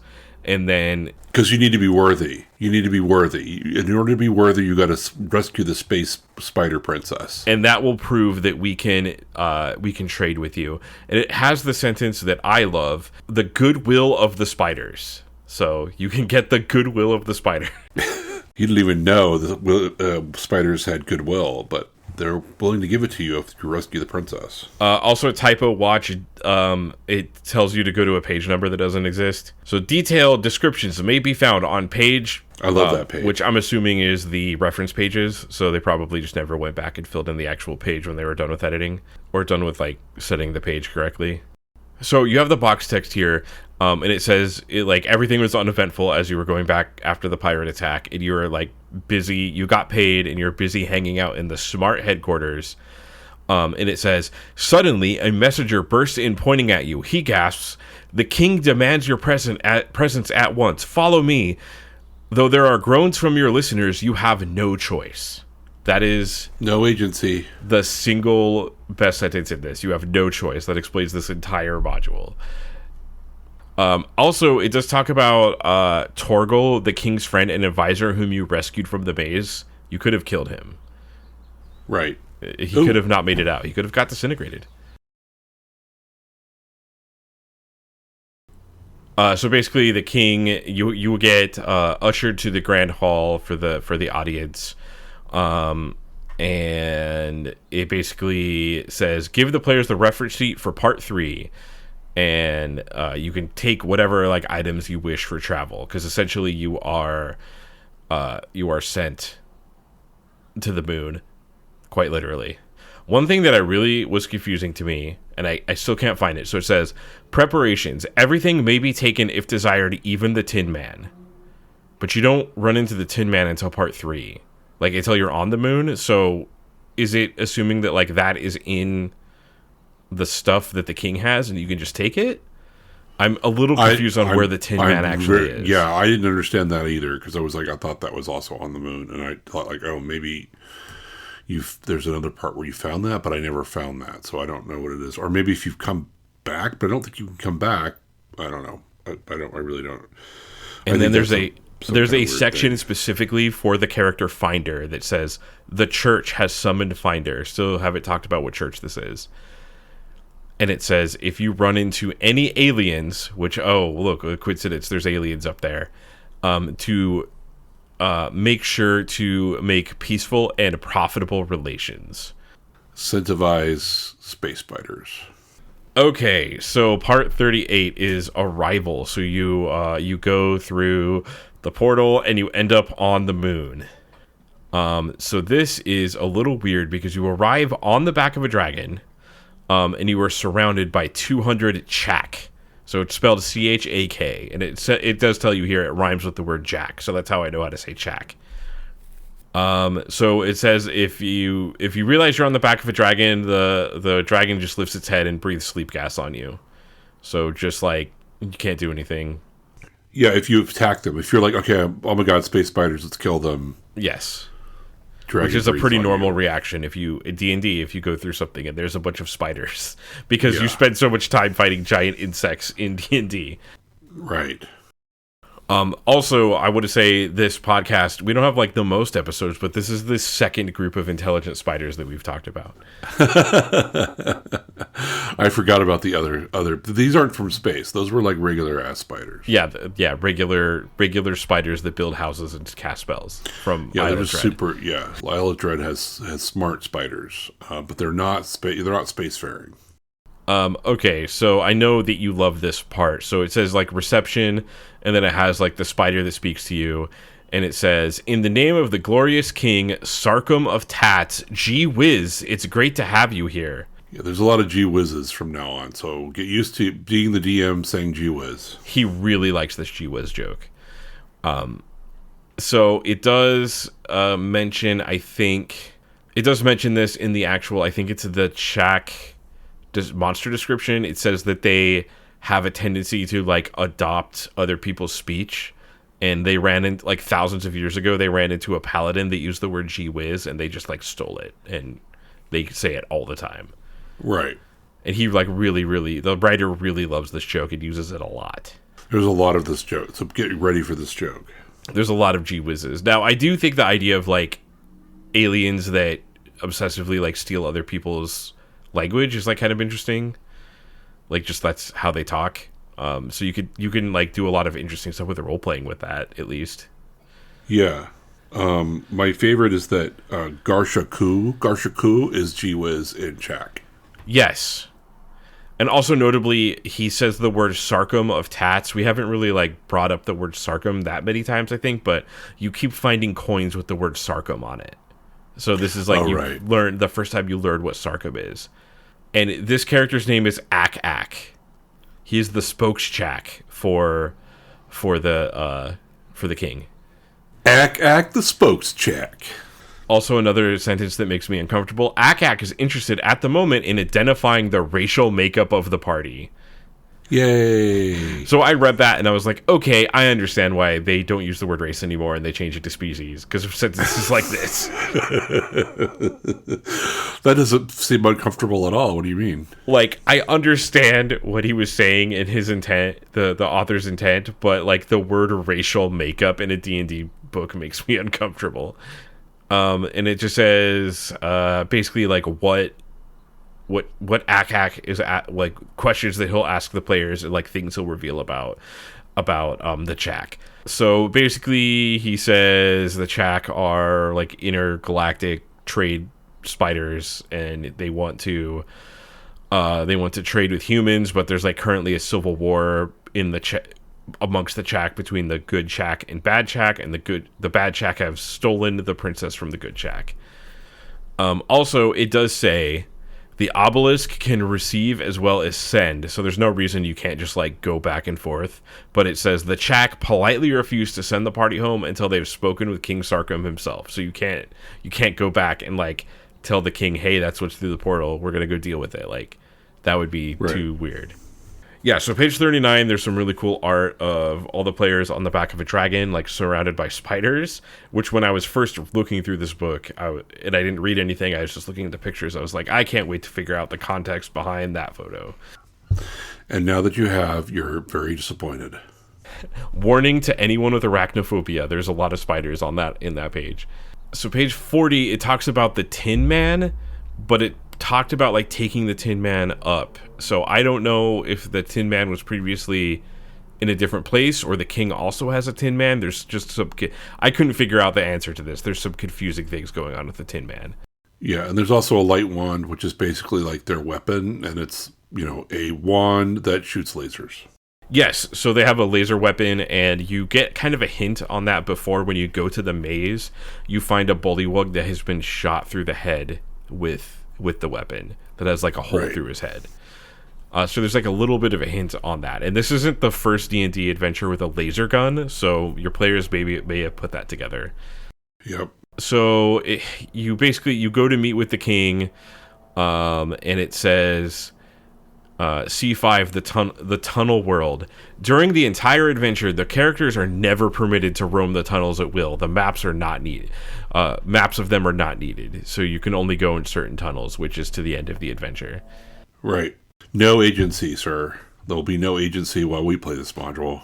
And it does describe, you eventually have a royal audience with the king. It does describe him as a huge spider that's at least 10 feet across, that is surrounded by a dozen Chak, and he says, Ak speaks, "Hail, O great and powerful Sarkum, most splendid king of Tats, Chak father, supreme ruler, conqueror of the inner planes. Greetings, father mine, wisest of wise, strongest of strong, eater of foolish guest, gee whiz." Sarkum replies, "Gee whiz," in a deep, rumbling bass voice. Gee whiz. I mean, we both have pretty bassy voices, so gee whiz.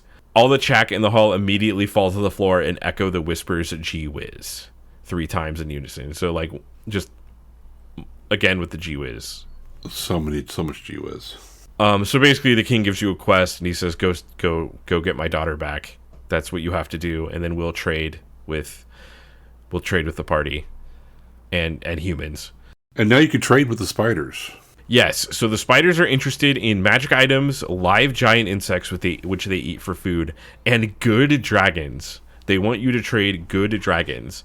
So in the episode Horror on the Hill, we do talk about how you can, basically, if you defeat a dragon, you can kind of like stun it and make it follow you and then sell it, essentially. That's what this is referring to. I forget what it's called, like subjugation or something like that. Yeah. You can bimbify a dragon and make it follow you. I'm glad we got rid of that in later editions. It's just so silly. It's like, now that you've defeated me, I will follow you and let you sell me? It's just so weird. Like, and it's also like a sentient creature that's super smart. It's very weird. Yeah, look, there's a market for dragons, and dragons know this, and they're just like, they just give up and like, okay, why don't you just sell me for gold? And they're like, okay, I guess we'll do that. Yeah, I think that was replaced eventually with like saying parts of the dragon are valuable, like the scales and the teeth and stuff. Yeah. But yeah, I'm kind of glad it's just silly. Like, I know D&D is silly, and I give it a lot of leeway just of how silly D&D can be, but just the idea of like defeating a dragon and then it follows you, so you sell it is just very weird. Right, it's a puppy now. Yeah, especially if it's like an evil dragon that has no reason to not eat you as soon as it gets its spells and HP back, you know? Right. So if you're reading this and you're like trading for good like what? That's what it's referring to. Right. But the Chak do have like an advanced silicon metal and also the light wands, which are very useful. So they do have a reason to trade. Yeah, I mean that basically like it's what their tunnels are made out of. So and you can just use a little wand to like create your own tunnels. You can create walls. You can create whatever you want to essentially with these things. So like think of it as like a blacksmith that just sort of like points a wand at something and then all of a sudden it has whatever it is. So it's pretty powerful. And basically it gives you a briefing and it says, hey, the group that is evil is called the Black Chak. They're the evil ones, and you have to go get the princess from them. I mean, don't make an interesting name. They're just blackjack. So, also another thing that I think Gygax says to you. Oh yes, gee whiz, the air we breathe fills all the tunnels, but is not found elsewhere. Stay in the tunnels at all costs. The surface of our world is airless and bleak. We will show you a glimpse of it before you depart. So you can't go to the surface. You can't do any. Like, not only is it not mapped where you can't go, but like you can't breathe. Right. Which like I feel like should be an easy thing to solve at this level, but if you're using the pre-mage, they might not have the spells to do it. Unless they're clerics. I'm sure clerics can pray for some sort of solution to that problem. There's this whole side thing that's like, it's supposed to be the reveal that you're on the moon, because you don't actually know that yet. So the Chak take you to an observatory, and the idea is that like the observatory opens and you see the planet that you're from, and it specifically says like it says like it doesn't refer to a specific world. It doesn't say like you see the world of Greyhawk or you see like Kryn or whatever. It just says your home. So It's like this is written to be like a generic adventure. Right. It could be anywhere. And from what I can tell, it might be on Frank Mentzer's like home setting, because it did sound like he wrote those adventures for that setting, and some of them were imported into Greyhawk later. So this is the reveal that you are on the moon, which you might not know until you get here. And then you are all of a sudden attacked by a 70-foot winged creature with a wing spread of 70 feet. And what is that, Kyle? That is a moon rock. It's a moon rock. Oh, how funny. Is it a rock or is it a rock? It's a rock in that it is a giant bird. Yeah, it's also, by the way, I did look this up. It has a 70-foot wingspread. So to put that into perspective, a school bus is about 40 feet long. So Just think of like two school buses next to each other, and that's how wide the wingspan is of this bird. Rocks are very big. These are particularly big. There is another line here that I bursted out laughing. So it talks about how like Digger and Montana end up on the moon as well, going through the portal at like different times than you do. And it says this. They have joined another party for further adventures and have been out on the capital for weeks.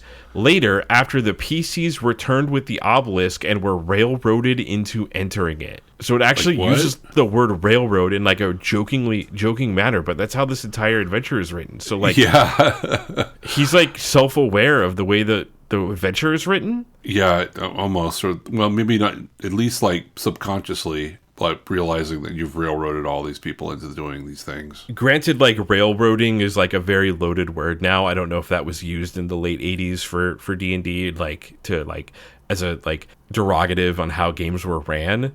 But it is just so weird to read that about this adventure in like a tongue-in-cheek way. It is funny. Yeah, it's like, hey, oh no, the king is railroading you into this. Like, kind of think the DM is. And yeah, I mean at this point, like Frank Mentzer is like a experienced DM, and he has to know the adventure is written this way. So it leads me to believe that like he did this on purpose, and it kind of goes back to my theory that this was like a convention thing that was maybe turned into a module. Yeah, there's definitely some story here that we aren't aware of how this all unfolded. I mean, the adventure and the the whole, like, writing the adventure and putting it together and him not being there and all of that stuff. And we just don't know what it is.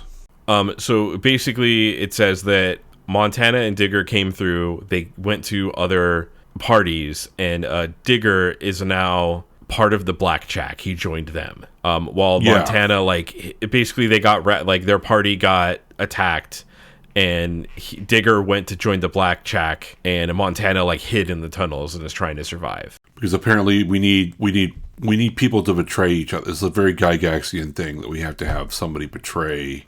You've trusted somebody, and now you have to have a betrayal. All right. Page 43 has some really cool art of there's these, they call them chompers. They are like small purple worms that the Chak have domesticated, and they use to dig tunnels in the moon, which is like a really cool thing. I like that. Yeah, that's cool. But there is a picture of one like bursting through the wall and attacking you, and it looks like a giant like a lamprey coming out to attack you. Yeah, and Finder and I think Blondie have light wands, and they're trying to figure out how to use them. Yes, and it does also. There is box text here as you're walking through the tunnels that says, "You find a broken crossbow bolt.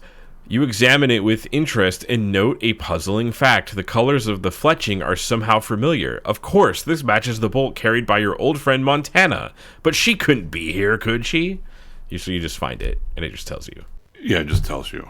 It doesn't. Oh, okay. So there's not like, I don't know. I feel like they could have written like something into the character, like she wears a specific headdress or something and she drops it. I don't know. There could have been better ways to do that. There are no footprints in this area. If an arrow of direction is used, it points northeast regardless of what is asked. So you just have to go. So you do get to choose when you get to D1 finding Montana's thing. You can either go one way or the other way. So you'll either get the worm encounter or you'll get this other one, the Rolling Stones encounter. The Rolling Stones, where you run into Caleb the Galabdur. Galabdur? I've never known how to say that word. I've never actually said it out loud. And spoiler alert, this is a much more interesting encounter. Like the Rolling Stones one is a much more fun, interesting encounter. Yeah, one thing that I do like, so the Galabdur, it's on page 44, right? So first of all, on page 44, there's like just great art of this like really weird egg creature, and the party, and they're just like these really weird rock elemental creatures. One thing that I will give credit, one thing that I really like about this part is it talks about how like the way that they experience time, because they're like earth creatures, is just like super alien. So it doesn't know the difference between it saw the other NPCs, it saw Montana and Digger, but it's like I don't know it doesn't know the difference between like 2 weeks ago and 10 years ago. Like it just doesn't experience time the same way that the PCs do. Yeah. So it doesn't speak your language, but like if you do talk to it, you do have like a little bit of trouble communicating time with it, which is obviously going to come up. So this is a much more interesting, I mean, D&D does have a place for like a giant monster to burst through the wall and you to fight it, but given the two, I think the Rolling Stone encounter is like a little more interesting, especially given the rest of this adventure. Right. Like when your adventure is filled with stuff to kill, then stuff to talk to really, really stands out. Yeah, I mean, this is a much more interesting creature that you have to like either fight or negotiate with, or what do you have to do, and hopefully you talk to it, and it'd be really cool. And the negotiation is not that hard because you find out if you actually talk to him that he is on the side of King Sarkum, the good Chak. So if as soon as you mention that, he'll probably help you out and stop fighting you.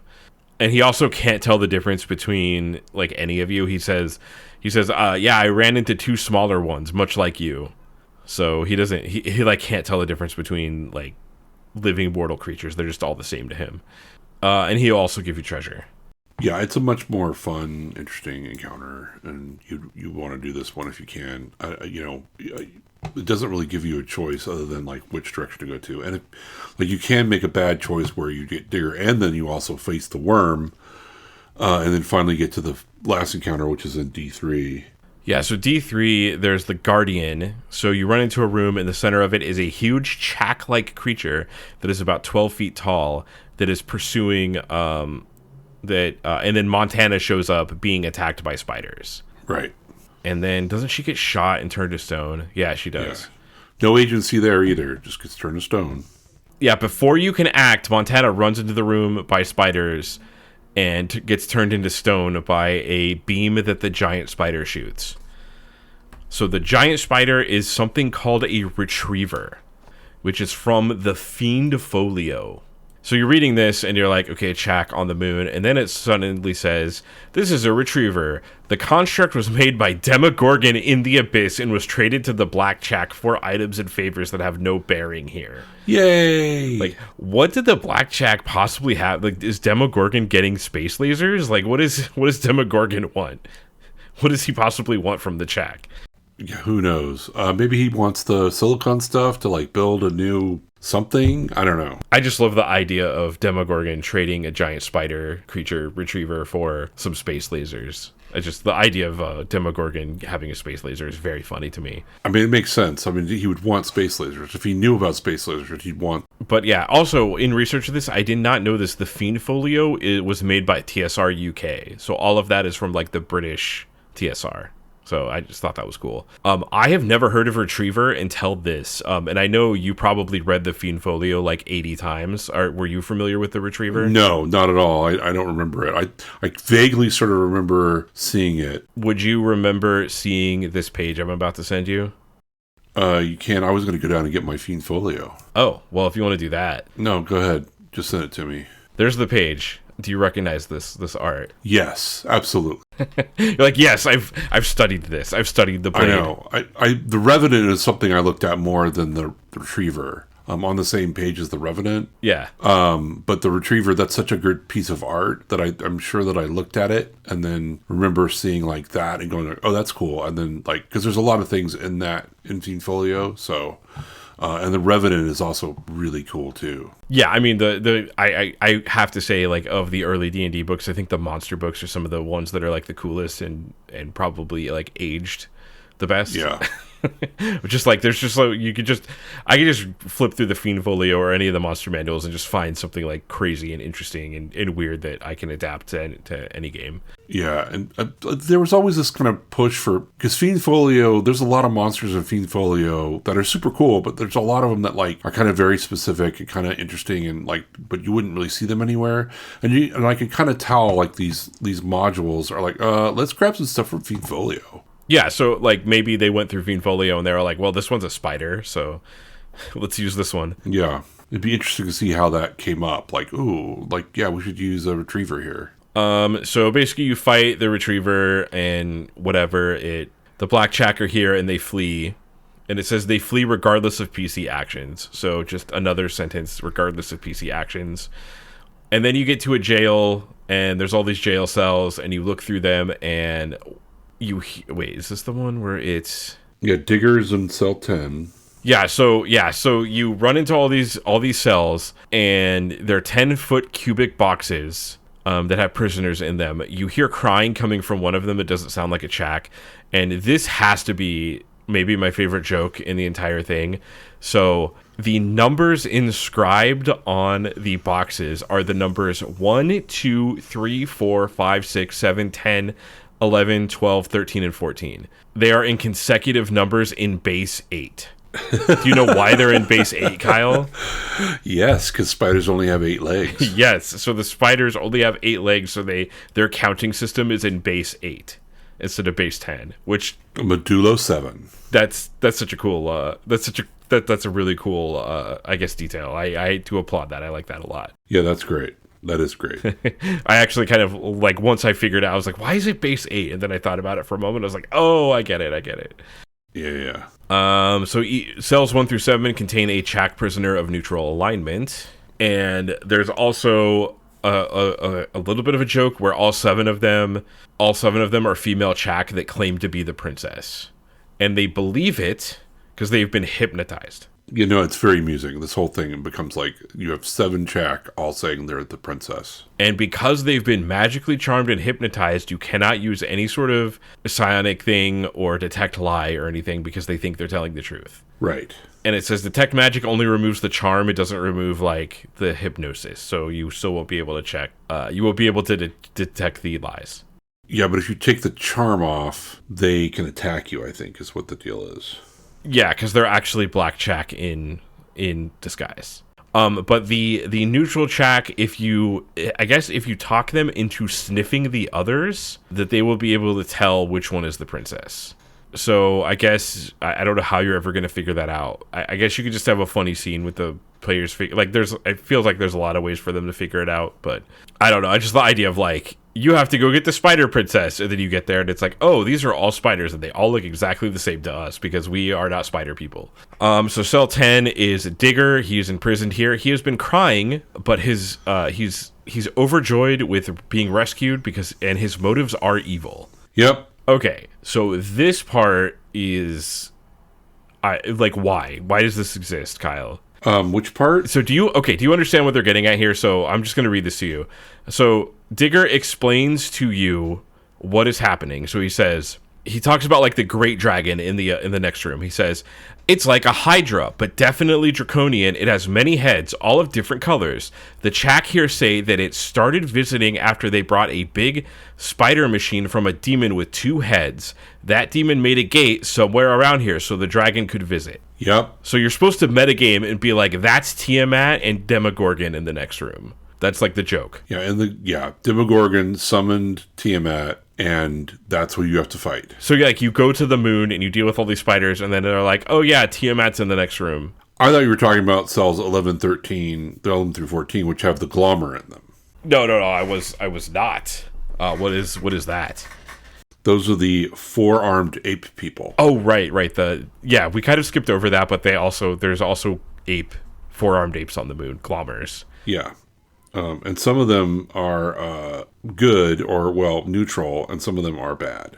Yeah, and it looks like some of them are also, they try to convince you that they're like a polymorphed princess. Yes. All right, D6, the jailer. Warning, this is the final encounter of the mission. It is very complex. Read it before starting. Yay. So, I guess just warning you to read this whole thing. Maybe people didn't read modules before they did it, but kind of a little bit of a silly statement this far into the adventure. Okay, Kyle. So this encounter. So basically, the idea is the other room there is a dragon. It's like a normal dragon. It's not Tiamat, and he basically wants to ambush the party. So he convinces Digger to lie to you that he is Tiamat, and then he casts an illusion on himself to look like Tiamat. And then he attacks you and tries to convince you that he's Tiamat. That is the whole, there's a whole huge page of this, and that's basically the setup. The setup is you're going to fight Tiamat, but not really. And it does hint, it says only the blue head talks because the illusion can't talk, just the normal head, because it is a blue dragon. So there's some hints that something is going on.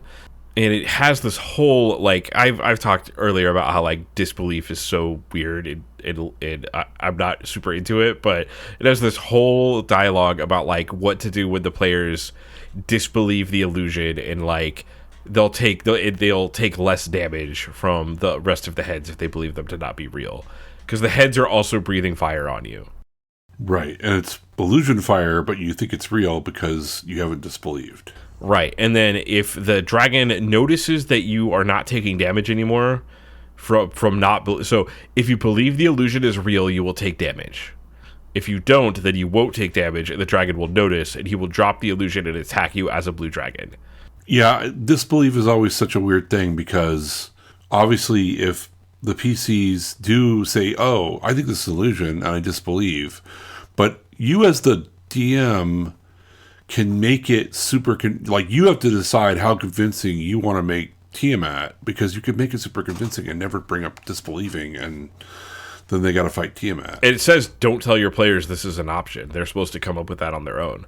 Right. But, you have to decide, you got to decide as a DM what you want to do. He says not to do it, and then make them, then all of a sudden, I mean, I don't know, it depends on how much you hate your players, right? So like the people you're playing with, because like at the end of that you can go, ha ha ha, you should have disbelieved the whole time and you didn't do it. How do you not know that? You guys suck at D&D. And the weird thing about disbelief is it's not like a resource or an action. It's just like a thing that you do. I guess it might be an action depending on how it's worded, but because there's no limit on it, like the optimal play is to just disbelieve everything. Which is like why my friends and I used to make fun of like, I disbelieve this door, I disbelieve this wall. Like it's just the optimal play is to just disbelieve everything because you might not take the damage. It's a free action, so just do that. So I am glad that D&D has mostly dropped the whole disbelief thing, because it's just like I do kind of like the puzzle. Well, okay. I don't like the metagaminess of it in that the thing Digger tells you is supposed to be to the players and not to the characters. Like, it's supposed to be like the players are supposed to be like, he's talking about Tiamat and Demogorgon because I love D&D and I've read a lot about it. I know about it. Right. But it doesn't really fit the adventure. I guess I do like the idea of potentially running an encounter that's mostly illusion and the players having to figure that out, but I don't know if this is it. I'm just not a fan. I'm not a fan of this at all. Like, I don't know. I think it kind of depends. Like, if you have really good players that are, like, really into their characters and they play them a lot and you really think that they can handle this situation, then, like, yeah. But, I mean, come on. Like, I don't know if they're really prepared to... These 6 people are prepared to fight Tiamat and Digger, by the way. You also have to fight Digger at the same time. Yeah, he will attack. It says that he will shoot the spellcasters. Yeah. So it also says, this is the word I was looking for earlier, the blue dragon Headgoose can be subdued. So subduing dragon. So you can like enslave him and sell him. Yay. So you can totally subdue him and take him back to the shack and sell him, I guess. So like here's the thing, like each one of the heads is doing the thing to make note here is that each one of the heads only has 16 hit points, but they can basically like, and then they can bite for anywhere between 2d8 to 2d6, you know, depending on which head it is. Like the bite for the red head is 3d10, which is pretty harsh, but they all can do breath weapon. So the breath weapon's like 64 points of acid breath, 88 points of fire damage, they're crazy. So, okay. Yeah, the blue head, also another hint is the blue head never does anything because it has to concentrate on the illusion. So the blue head only talks. So that's another hint that something is going on with this dragon.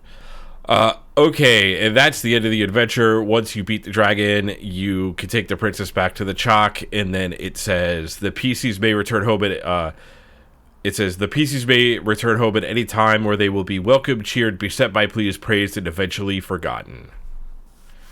And then it says if you fail and the princess dies or you don't return the princess, you get a saddened "gee whiz, well thanks for trying" from the king.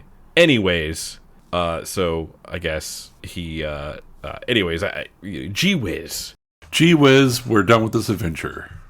Yeah, there's really not like the actual end of the adventure is like 2 paragraphs of hey, this happens. Yeah, the king rewards you if you do well, and if he doesn't, you're fucked. So Kyle, we're at the end of this adventure. I'm pretty sure we've worn our feelings about this adventure on our sleeves this entire time. But how are you feeling about Needle? Well, it's obviously has problems, and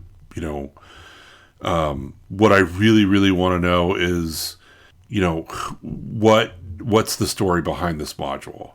Like the module itself has so many problems, and it's so weird. And I think it's a great study in, why modules fail and what you don't want to do when you're a DM and you're designing encounters, you're designing a campaign, or you're designing stuff. Like, there's a lot of really good, do not do this. There is some good ideas in here. Don't get me wrong. Mm-hmm. Space spiders, that's cool. But, obviously, like, the whole, like, let's not give anybody any agency. And I'm like, you talked about like writing it as it's a short story, and someone wanted to write the short story and didn't write or want it. You know, it's not like an adventure, but like what I want to really know is like, why did this module happen? You know, what's the story behind it? And right. We don't have that. Was it? I still going with the theory that it was made for like conventions or like organized play, and then it was like kind of adapted into this thing with like maybe the pre-made characters. I don't know, but there's definitely some weird stuff going on with this adventure. And I will say the thing about this adventure, when I read Against the Giants, I didn't love Against the Giants, but you still like read that and you're like, okay, there's something there, and this could be constructed into an interesting adventure by the right person with enough work. There's like still the D&D charm of stuff going on in Against the Giants, but this doesn't really have, like, I can read this and tell that this is a mess and it's not going to work. Yeah, it's just going to be way too difficult to do. So yeah, and the pre-made characters, like, I will say once again the art is worth it. It's worth looking through. You know, if you can find the PDF of this or something. I think it's probably like $5 on DM's Guild. Like, I don't know, looking at the art is really cool. Like, the art is great. Like, I'm looking at the pre-made characters right now, and I still think that, like, despite Blaze being horrible, her art is awesome, and like all this other art is really cool.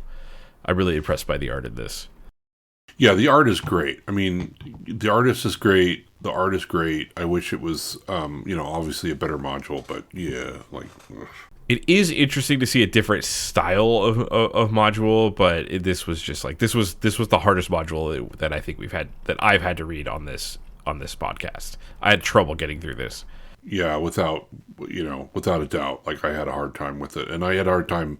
It's set up so confusing. The where indexes should be and where appendixes are, and then like they're giving you the setup of the module before you get the actual player setup, and it's like it's confusing because they're trying to give you the rules for the DM without you understanding like what is supposed to happen. So yeah, it was a very difficult read. All right, so that was Needle by Frank Mentzer. Join us next session for The Expedition to the Barrier Peaks by Gary Gygax.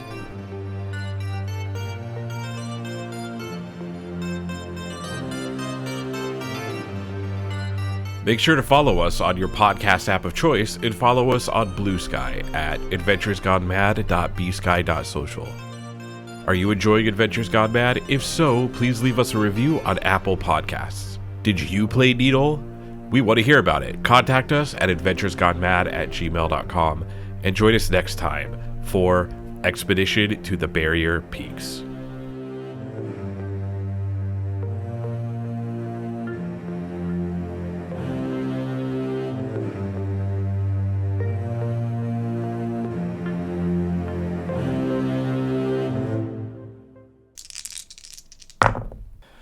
Oh, speaking of grocery store, I guess I'll put this in the outtake because I don't need to make the anecdotes longer. So I was buying things, and I'm wearing this like I got this at Rose City Comic Con, but it's like a Cowboy Bebop shirt. So it's like a scene from Cowboy Bebop, and it has like the characters standing there. But the characters are kind of really small, so it kind of this shirt just kind of looks like a, I don't know, like high tech city or something. Like, here's Jet right here. Right. One of my first crushes, actually. Really? Oh, yeah, for sure. I didn't know what was happening at the time, but I just remember being like, Jet Black is a really cool character, and I like when he's on the screen. So I was checking out at Trader Joe's, and the person that was checking out was like, oh, what's your t-shirt? And I was like, oh, it's an anime.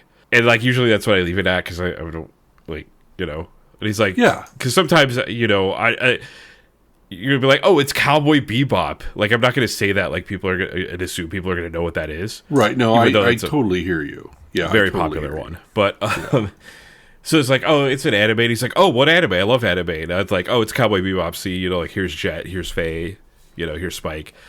And he's like, oh, I love anime. And we started talking about anime. And he's like, what's the like last thing you watched? And I was like, well, I watched Berserk in 1997. I know that's weird to do in 2025, but I just did, and it was phenomenal.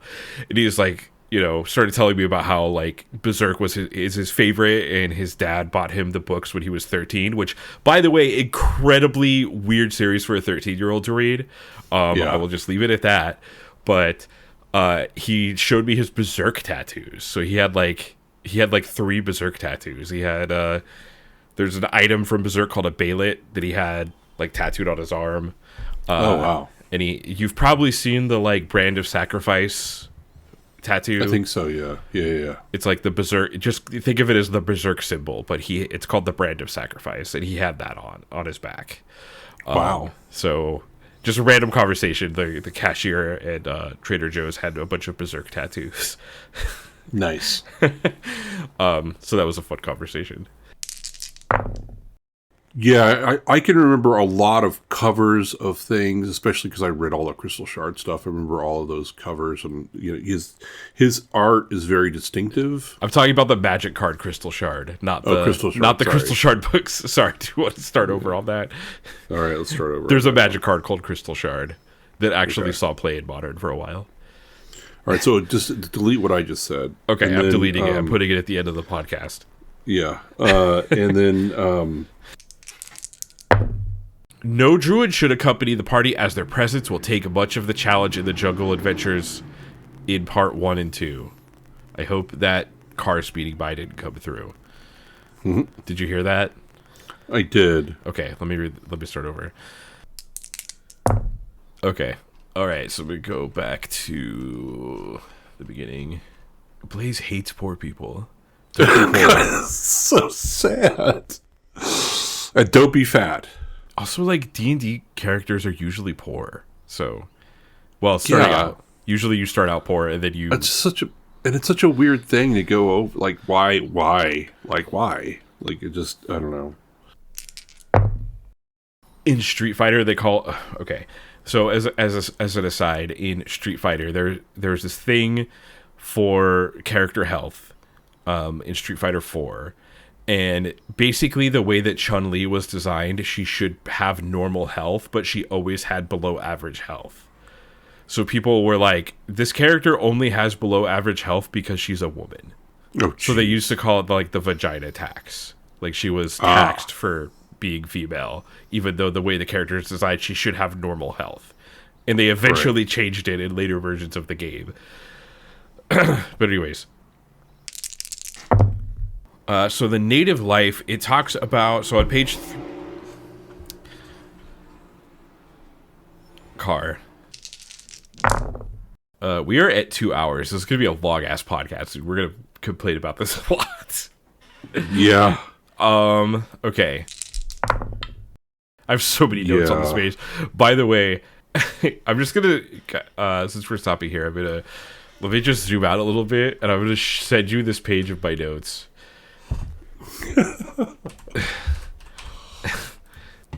So each of these rows is I'm gonna put it in the general chat. Each of these rows is a like page.